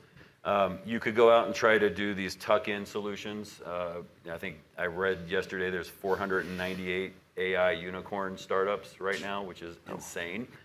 The problem is 90% of those will be out of business within 5 years, and the rest will be acquired by many of the vendors on this stage, along with others. So really, if you're an end user consumer, you're going to be consuming AI from one of the vendors you're probably already buying from. So to me, you can slow down a little bit and take time to ensure that things in your contracts are addressing liability, addressing IP, addressing all of the things that are not currently being addressed for AI in your contracts with those vendors. Make sure you understand your use cases. Make sure you understand what it's going to take to prepare your data, all of the things to get ready to consume AI in a productive manner that can add, efficiency and hopefully revenues at some point to your business. Yeah, that's interesting. Gil. I feel to your question that customers look at AI a little bit like a sushi. They want it, but they wonder if it's not too raw. Right. And they want to know what's in it. Like, what exactly is that I'm getting? Right. So it's, I think it's our burden as vendors to show them coming back to your first question, to show them use cases that make sense. They happen to be powered by AI, but they don't really care, right? They see a feature that they like. When I go to demos and Eldad is showing them how he's doing the search with natural language, they really like it. Now the technology is the enabler, but they like what they see as a feature. So once we have the use cases that make sense, customers connect with them. What about, Dan, on the implementation side of things, how is AI affecting implementations in general, the way that either the end customer or even your own people implement technology? And if so, what are some of those changes you're seeing? Yes, I think the from that standpoint, right? One, if it's done right, implementation. We have tools that are actually helping our customers migrate, right, or from the cloud over or from on-prem into the cloud. So we are using AI in those tools to assess their legacy systems, determine kind of like what the best models are, and to easily migrate them over to those customizations over into our cloud aspect. So, that's one aspect of how we're using AI in our consulting services to help our customers migrate. I would say the implementation within customers, we embed AI into our systems, right? And we use natural language. We try and, as I had mentioned before, we have engineers that as we build our solutions, they're on the shop floors. They're learning how our customers use the system. So as they build it and our customers implement it, it's natural to them. Right? There isn't this, AI in essence should be almost like a hidden tool, right? Like you go in there, you use it, and it's an extension. I don't want to call it a co-pilot. I'll call it it's an assistant, right? That helps our customers actually do more without having to worry about and be a data analyst or really kind of be retrained in how to use the system. So I do believe AI is helping in that aspect of implementation because it's making it easier for our customers to adopt AI quicker. Right. So. How about you, Tanya? In the Infor ecosystem, how are you seeing AI, or are you seeing AI impact how customers are implementing and or adopting ERP technology? Absolutely. So I think one of the examples I'm going to use is that some of our ERP screens in the past, let's think about forecasting. You go in there, it's a nice chart, and then you have a drop-down of different models. This is a model you could try out, this is a model you could try out, and you just sit in there as an end user, and you pick all those models and try to find the best answer. What we are seeing with AI coming to the picture, it runs all of these things for you in parallel, and based on your data shape, picks the right thing to expose, so it's kind of less time that end users now have to spend looking through all of those different choices that they have that they're not necessarily sometimes equipped or have time to equip, like what is the best one to choose. But we already run those things for them so that it gives them the answer.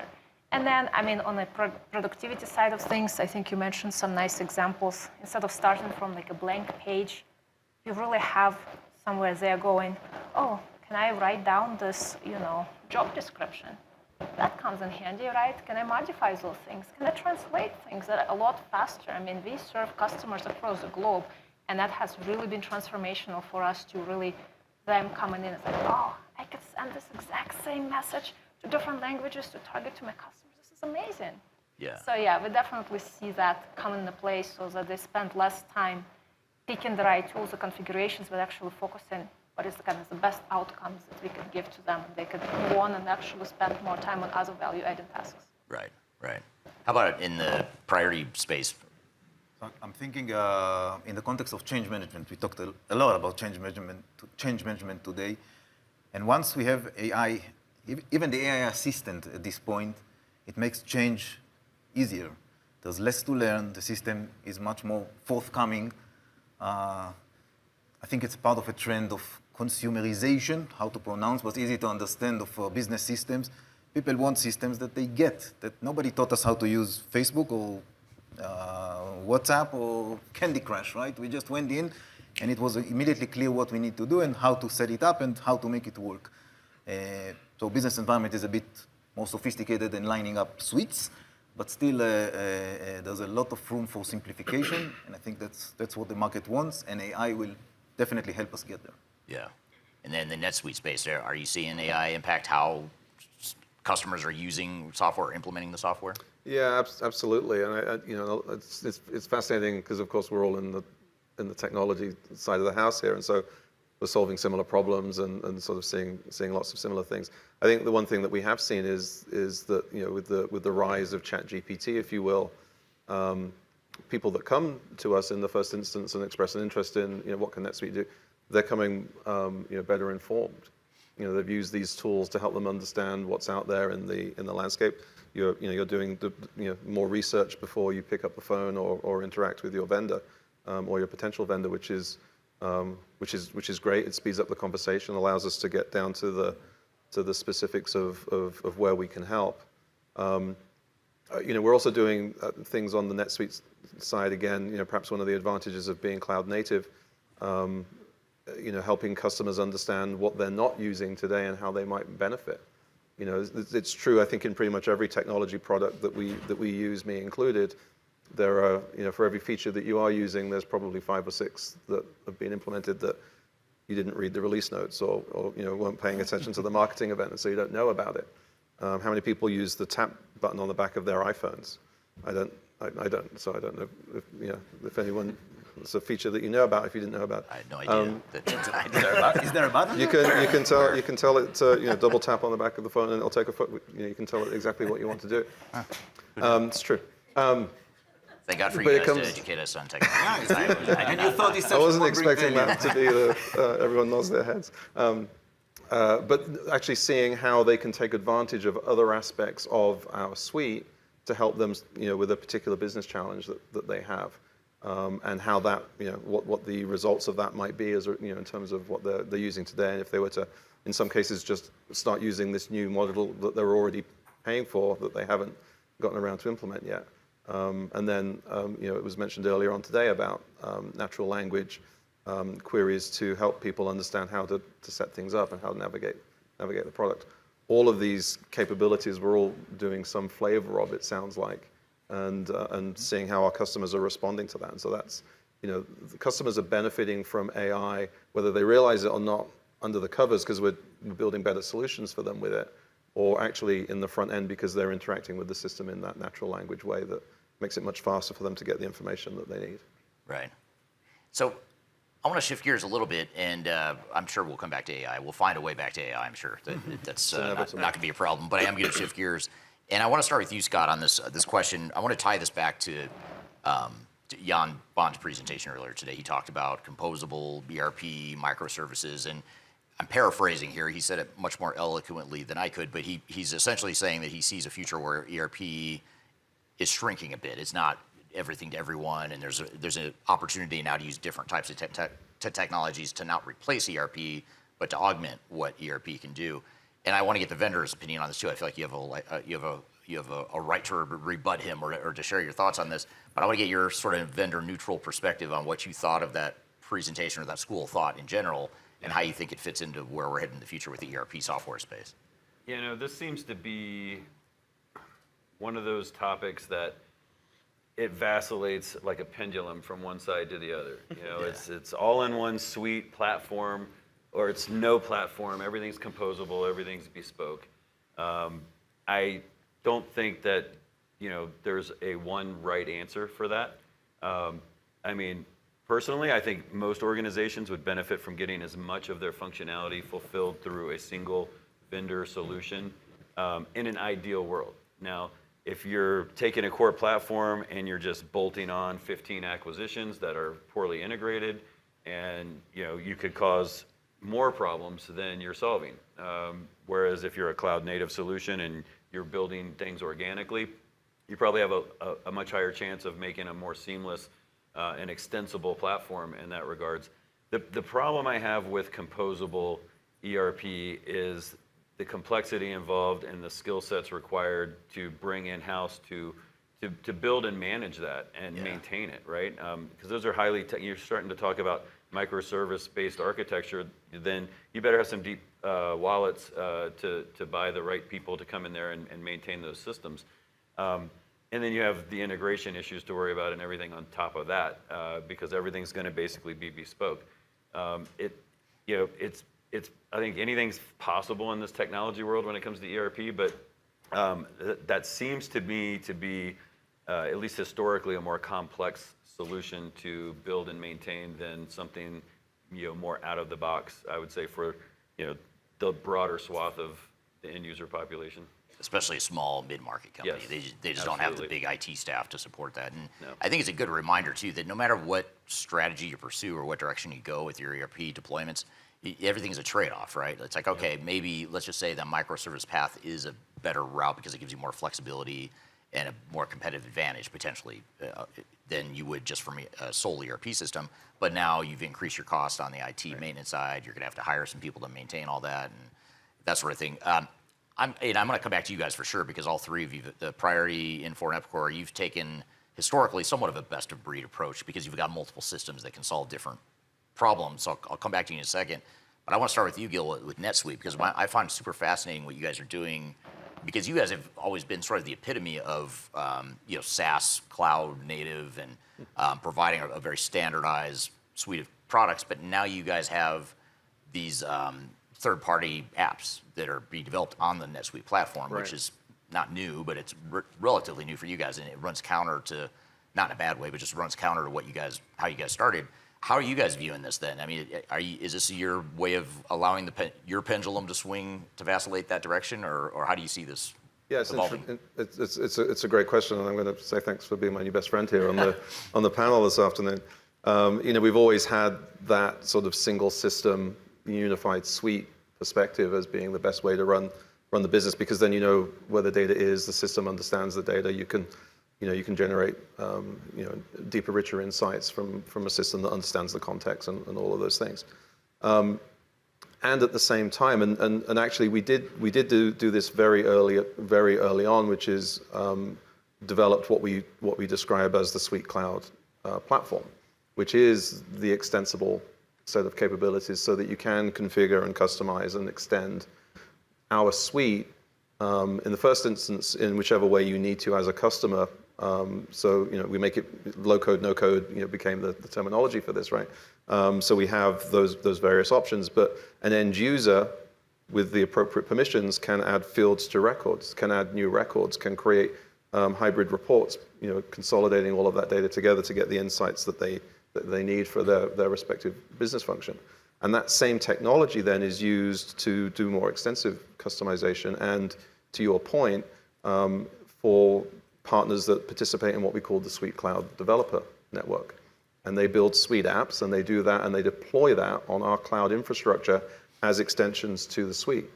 And we've got 650 plus partners today, 700 and plus Suite apps as part of the Built for NetSuite offering that are doing everything from horizontal solutions, plugging in external tax engines and document signing capabilities, as well as very deep verticalized configurations and customizations, if you will, of the solution that are in essence managed by and maintained by the partner, but leveraging the NetSuite infrastructure so that there's that consistent availability, consistent experience, and common data set across the entirety of the business. So we feel that it's the best of both worlds in a way, because we're keeping all of the data together so it's easier to manage and easier to understand and audit and control, while at the same time providing that flexibility that we know every business needs.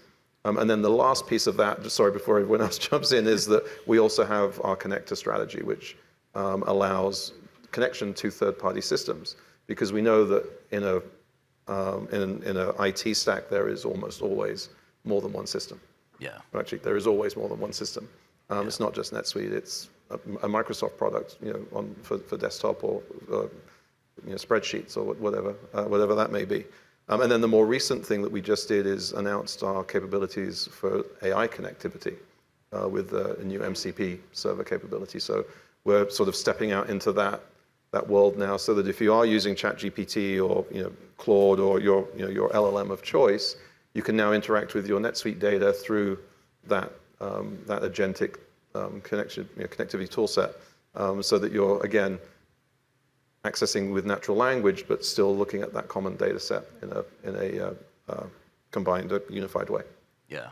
We're here live on the scene with a vendor panel discussion here at Digital Stratosphere 2025. We've got a lot more to discuss here as a vendor panel, and we'll be right back with more Transformation Ground Control.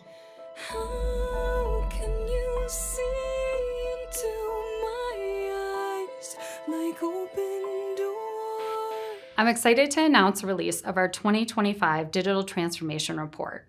It's available now on the Third Stage Consulting website, www.thirdstage-consulting.com. This report gives you an unbiased, technology-agnostic insight to help you optimize your organization's projects for success. Get your copy today using the QR code in front of me or on our website.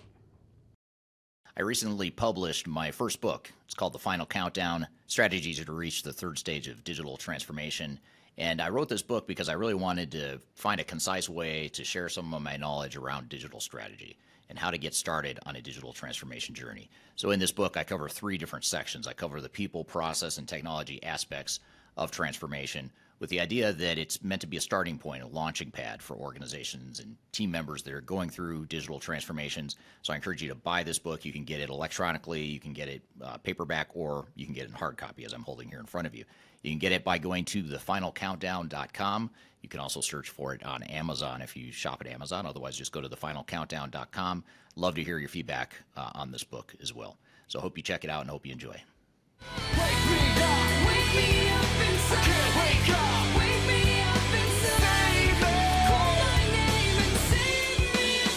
Hello, welcome back to Transformation Ground Control, episode number 237. We're here live on the scene at Digital Stratosphere 2025 in Denver, Colorado.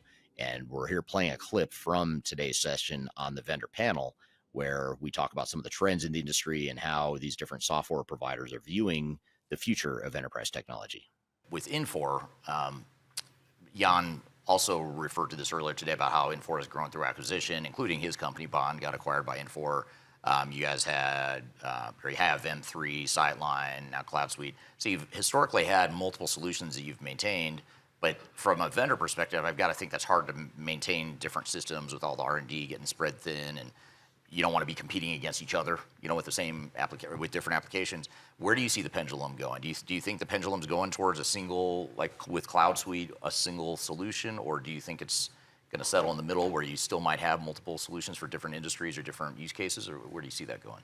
Yeah, we were kind of forced into it, as you were saying, because we have all of our Cloud Suites specialized by industry. So we had to build a platform that goes in the middle and connects so that we have a user experience as a login. They have not just their core Cloud Suite, but their additional applications that they're using that go hand in hand with the ERP system, that we have analytics that goes on top of it, that we have AI, that we have all of this consolidation happening in the data fabric space. So for us, it was we were forced by working across all of these different R&D teams to have the platform as this place that unites or connects pieces together. And the platform itself works as a combination of those different microservices, if you think about it.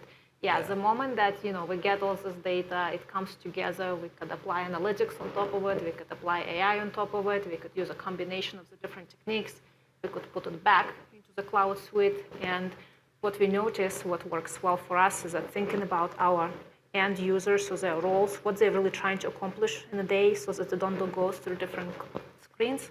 They have a workspace.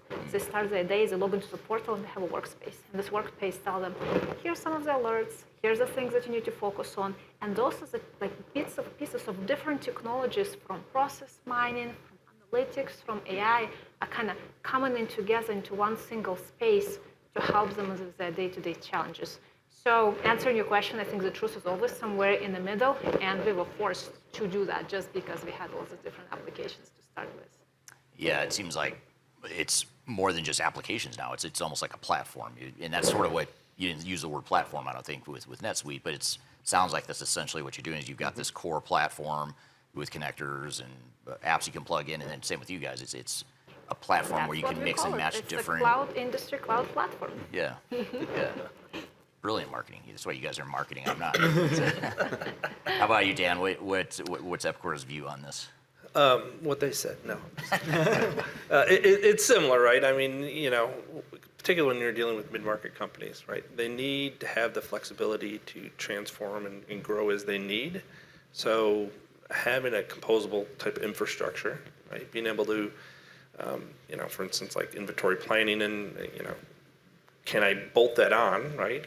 Do I have the right APIs to connect to that when I need it and grow is what our users need, right? So I would definitely say that there's your ERP system, your core ERP system sits at that core, but you do need to be able to have those applications that connect, whether it's to a third party, whether it's to your own apps. Someone even mentioned the community, right? Like building the community, start thinking about the supply chain. You need to be able to connect to the solutions, right, that your supply chain's using, and that will become even a bigger intelligent fabric, right, as you build it out. So I would definitely say it's a mixed breed that you do have to have a core set of solutions that kind of out of the box that you are able to run with that our customers can benefit from, but composability is kind of key, whether it's in the app or the agents that you roll out, right? We didn't want to mention AI, but he started it, so everyone take a drink. That's right. Yeah. So just being able to have that flexibility within your system to grow as needed. So yes, we definitely support kind of that view. Right. Now, Gil, with Priority, you guys have had. First of all, you guys do a lot with distribution, retail, and some manufacturing as well. Other industries I know too. But how you approach this diversity of industries that you play in, and the different the different systems that you have. How have you guys navigated that? So the approach we took is also a platform approach, where we basically give ourselves or our clients or our partners a set of tools like Play-Doh that you can configure, customize, integrate as you see fit. And this allowed us, as a vendor, as a software vendor, to also develop some vertical specific solutions that are using the same platform tools. So retail is a good example of that. With the same extension tools and integration and some systems that we acquired or partnered with from the ecosystem, we built a solution that caters for the needs of retailers. Partners of ours built solutions for other verticals, for real estate, for agriculture, for hospitality, and the list goes on and on and on.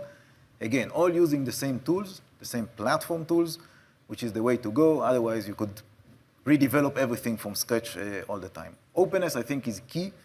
To the point Scott made earlier about, a smaller organization cannot afford probably to have a composable ERP and now connect it with 200 systems around it. True, very much true. But we need to remember that a small organization can be a big organization tomorrow. And we don't want to pose on them decisions, okay, now you have to redo the whole thing from scratch. We want systems that can grow with the businesses, enable their growth, support their growth, and cater for their needs as they grow. Right, right.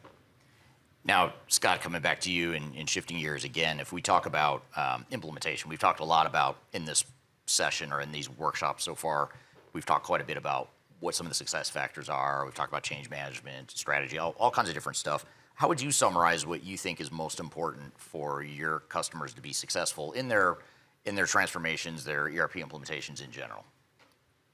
Yeah, I think the biggest mistake we see, and I don't think it's any secret to anyone at this event, is just the lack of upfront preparation for the implementation, right? So, a lot of over-reliance on the vendor to steer them to a system integrator, over-reliance on the system integrator to give them a statement of work that is going to be, fulsome and really cover off in enough detail all the different components of the implementation. And I think the paper is getting worse. I mean, you know, I literally see screenshots of resource allocation estimates for SOWs that are illegible. You can't even read them. And then you say, well, did you go through a phase 0 process? Have you gone through this advanced planning? How did you help inform the implementer to come up with these numbers? And there's nothing there, right? So that means these numbers have just been based on some semblance of historical projects that the vendor's probably done, and then a lot of guesswork. But it's a recipe for change order hell. And so I think, you know, the other component to the upfront planning is really the planning internally for the organization. I mean, you touched on it. It's program management. It's having an executive sponsor that understands your business and understands enough about technology to be an effective advocate for the project, the ability to prepare the organization for what's coming. You know, I can't tell you how many times I ask, how are you going to staff this project? You know, you're going to have to pull your best people out of the business to run the project. You're still going to have to run the business, and they don't have an answer. You know, data is a huge issue. You can almost guarantee that if they haven't done any upfront work, you're going to run into that. You start working on the data migration, the data integration, and you're going to hit a roadblock. And as we know, then you have to keep the meter running on the consultants, or you're going to lose the resources while you take whatever 6 weeks, 6 months, however long to fix the data. That's how these projects just start to grow exponentially. And I mean, that's just off the top of my head. I mean, there's so many ways these projects can go wrong. I think if you're not taking upfront, you know, in many cases, at least 6 months to plan what you're going to do for the project, you're kind of just preparing, or you're defaulting into failure mode. Yeah, and it's interesting because I had a psychology, not a psychologist, but someone who had studied psychology that was on my podcast one time, and she talked about how in human behavior, there's something called action bias, and people feel like they have to take action. And if I'm doing my phase 0 planning, I'm not taking action. Like, these guys want me to sign a contract, and they want to start designing and building the software that I can see and touch and feel, but the planning, I can't. I don't feel like I'm taking action. And why take those 6 months if I can spend that 6 months designing and building stuff instead? It's counterintuitive. It's like you have to go slow to go fast. So, you know, I used to play a lot of tournament poker, and it's like, you know, if someone's showing strength at the table, you know, there's a good chance they're probably bluffing, right? They want me to buy into that, you know, oh, I'm scared of this hand. It's very counterintuitive, and it's a hard sell to executive management a lot of time to say, look, you know, if we don't take the time to do these things the right way, it's going to cost us, you know, downstream in both implementation time and definitely in money. But I think in order to make that sale upstream, you have to be able to articulate what that looks like, right? So you have to be able to explain the why behind, you know, what you're asking for. It's going to help to get help early. So, you know, firms like yours and others that can come in and kind of, you know, help you map out that process and map out your pitch upstream.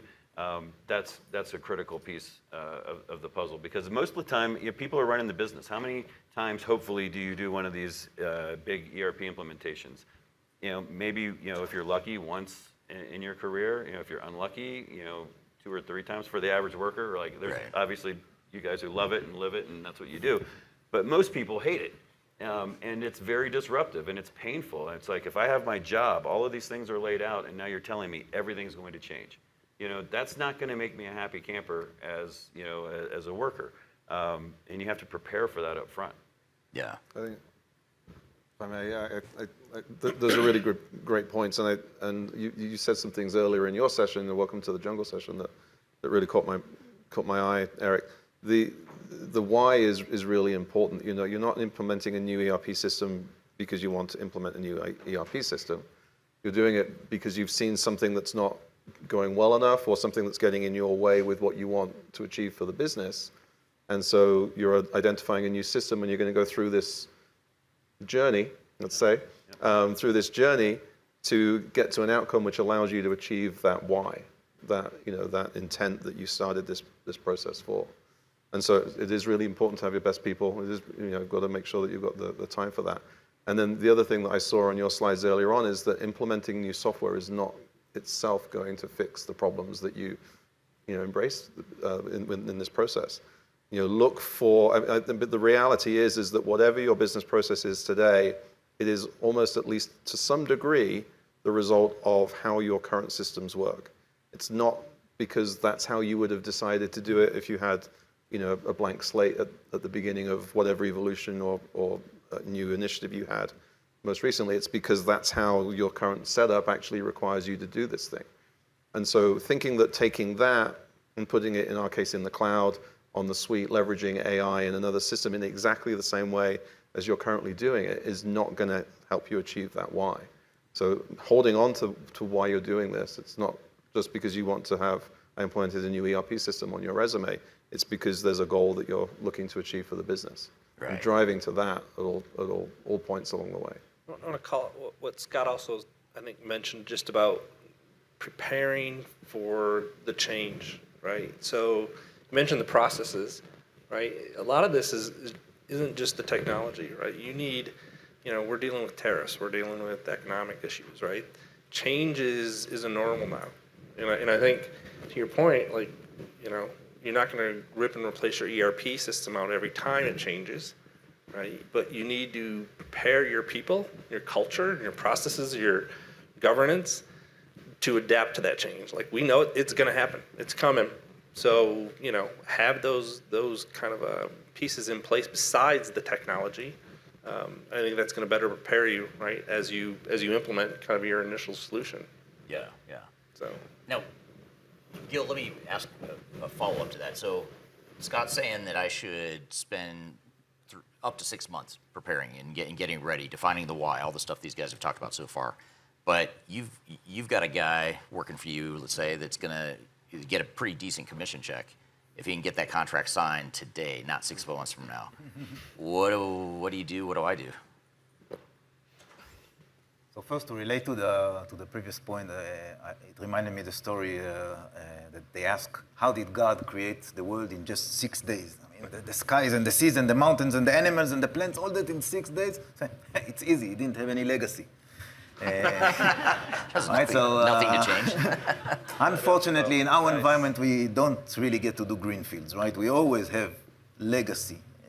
And that legacy, someone needs to understand, know very well, and then come and lead the change. And I sometimes see companies hiring people from the outside to lead the project. That's not going to work.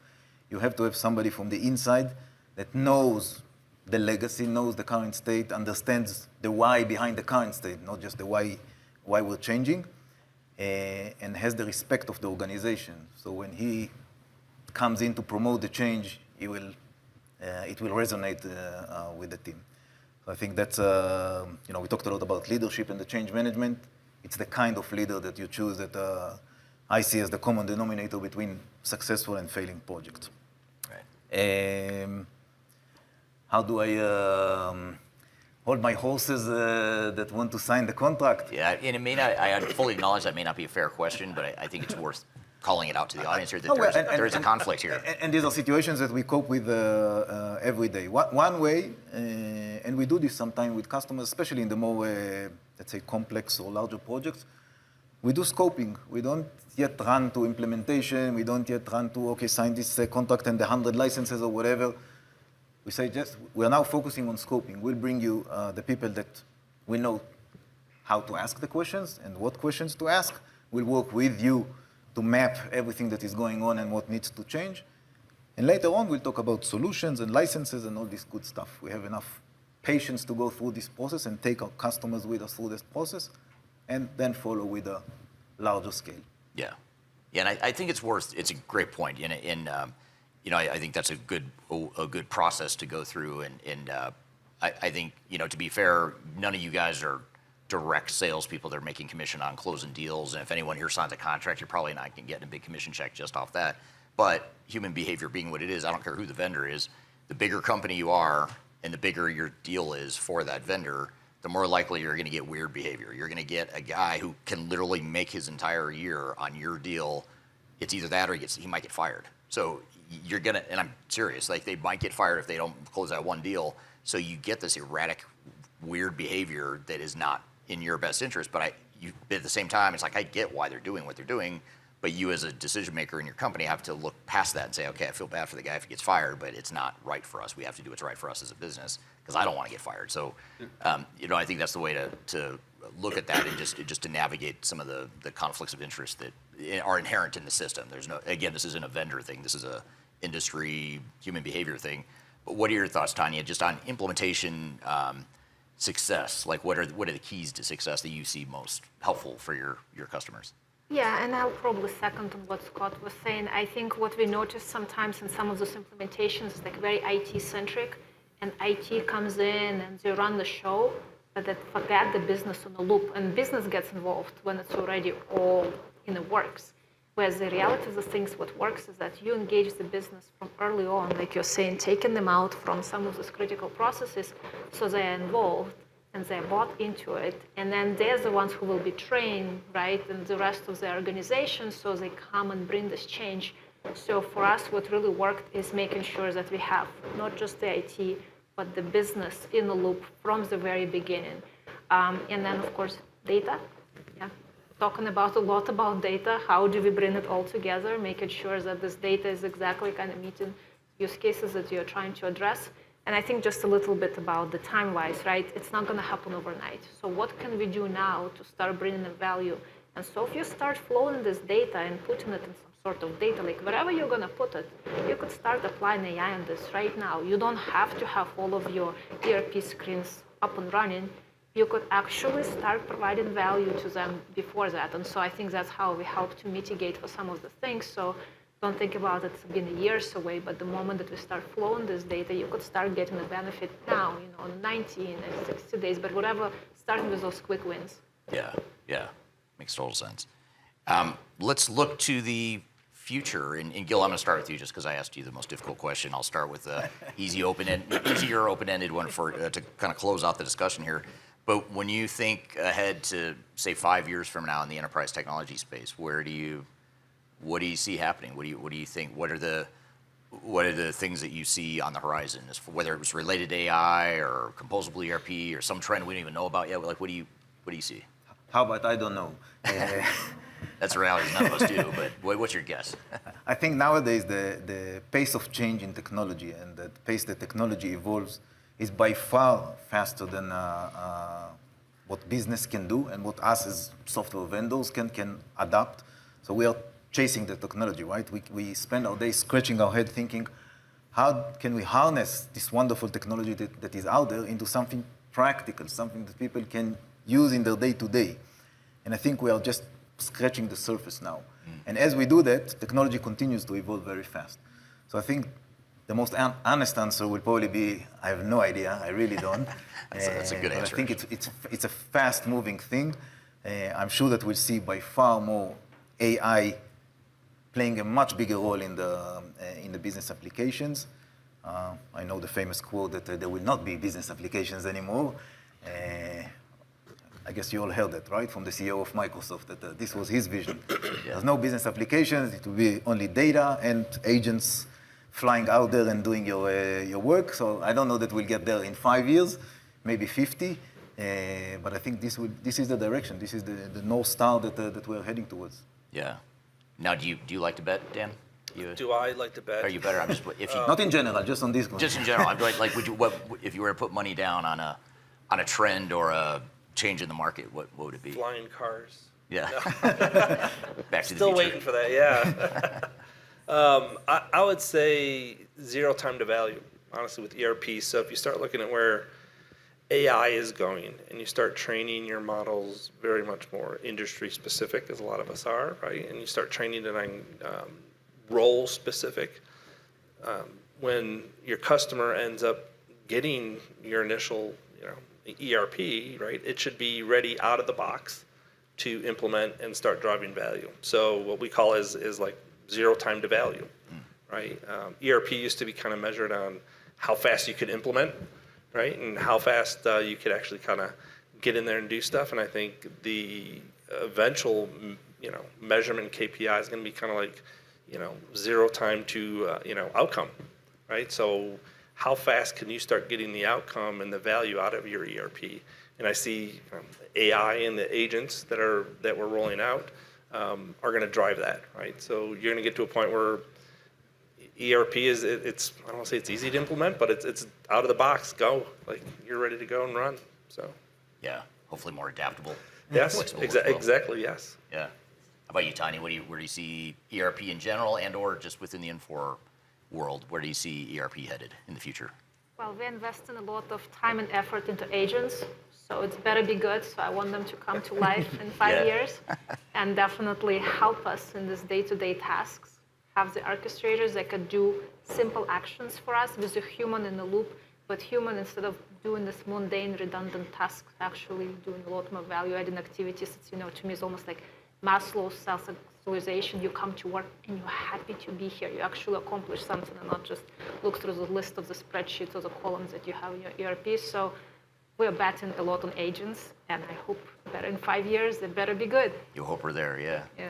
So that maybe it's not 50 years out. Yeah, maybe it's a lot Oh, sooner yeah. than. How about you, Scott? Where do you see the world of enterprise tech headed? Probably not a lot different than what it is today. Don't think you're going to see. That's a boring answer. Well, you know what? Green. I'm by far not an AI naysayer, but I would definitely characterize myself as an AI realist. Yeah. You're not going to see artificial general intelligence. I really don't like the terms we apply to a lot of AI, like reasoning models and chain of thought. And guess what? It doesn't think. It's not reasoning. It's not a human.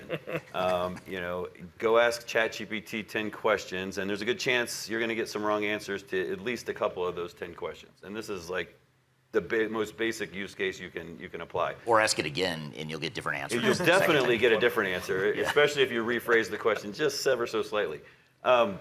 You're not going to see autonomous multi-agent workflows that decide on behalf of your business for critical business decisions. I don't see that in the next 5 years at all. I do see a refined version of what we have today. I think you're going to see models that are more fine-tuned, that you can put guardrails against to defend against some of the bias and some of the hallucinations. Another word I don't really like, but hallucinations. That you can also have it more targeted in its training on your industry data and your specific company data.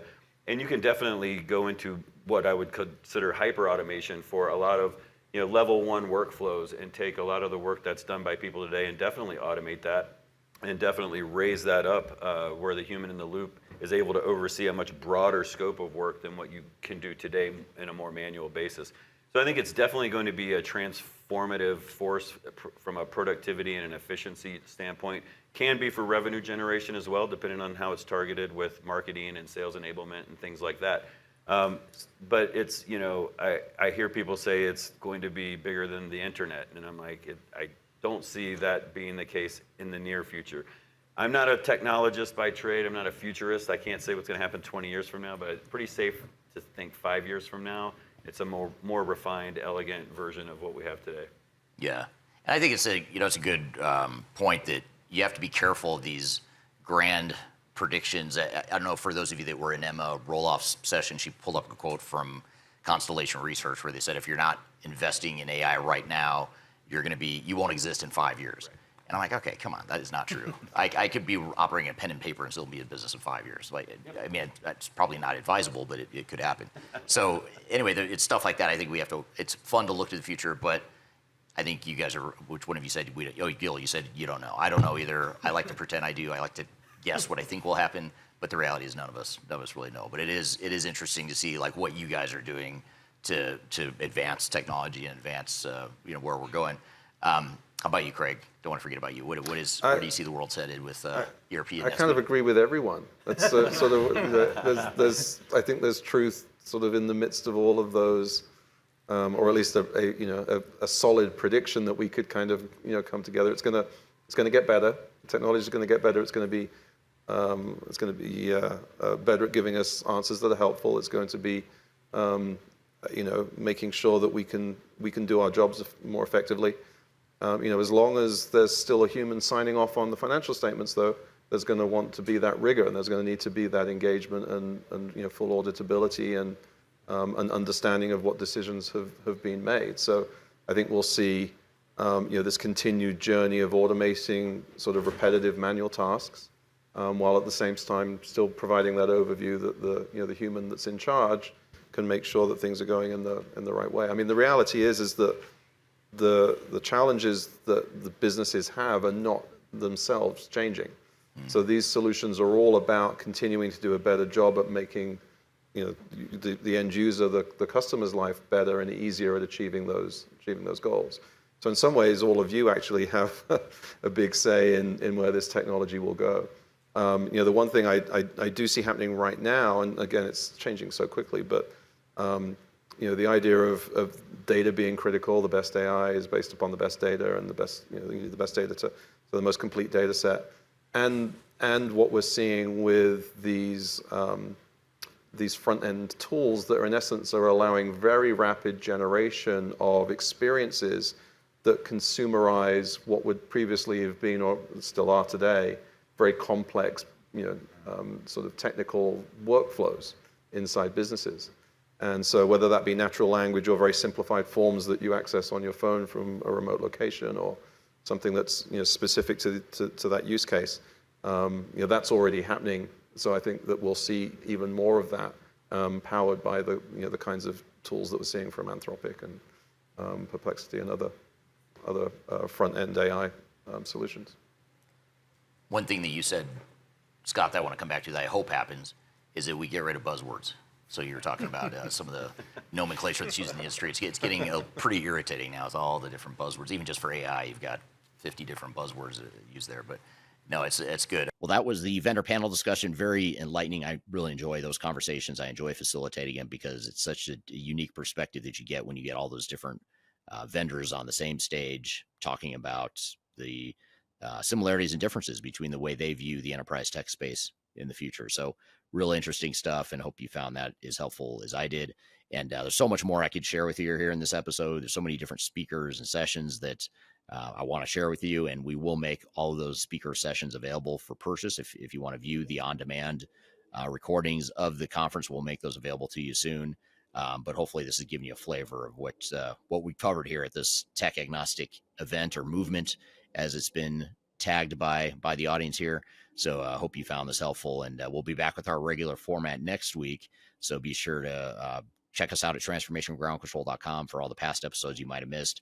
Keep an eye out for our social media, my social media, but also Third Stage's social media for when we announce not only the next Stratosphere for 2026, but also where and how you can buy the recordings from the sessions this month or this year that you may have missed. So I'm looking forward to the rest of this conference. I'll share more with you on future episodes, but in the meantime, hope you have a great week, and we'll see you next week on the next episode of Transformation Ground Control.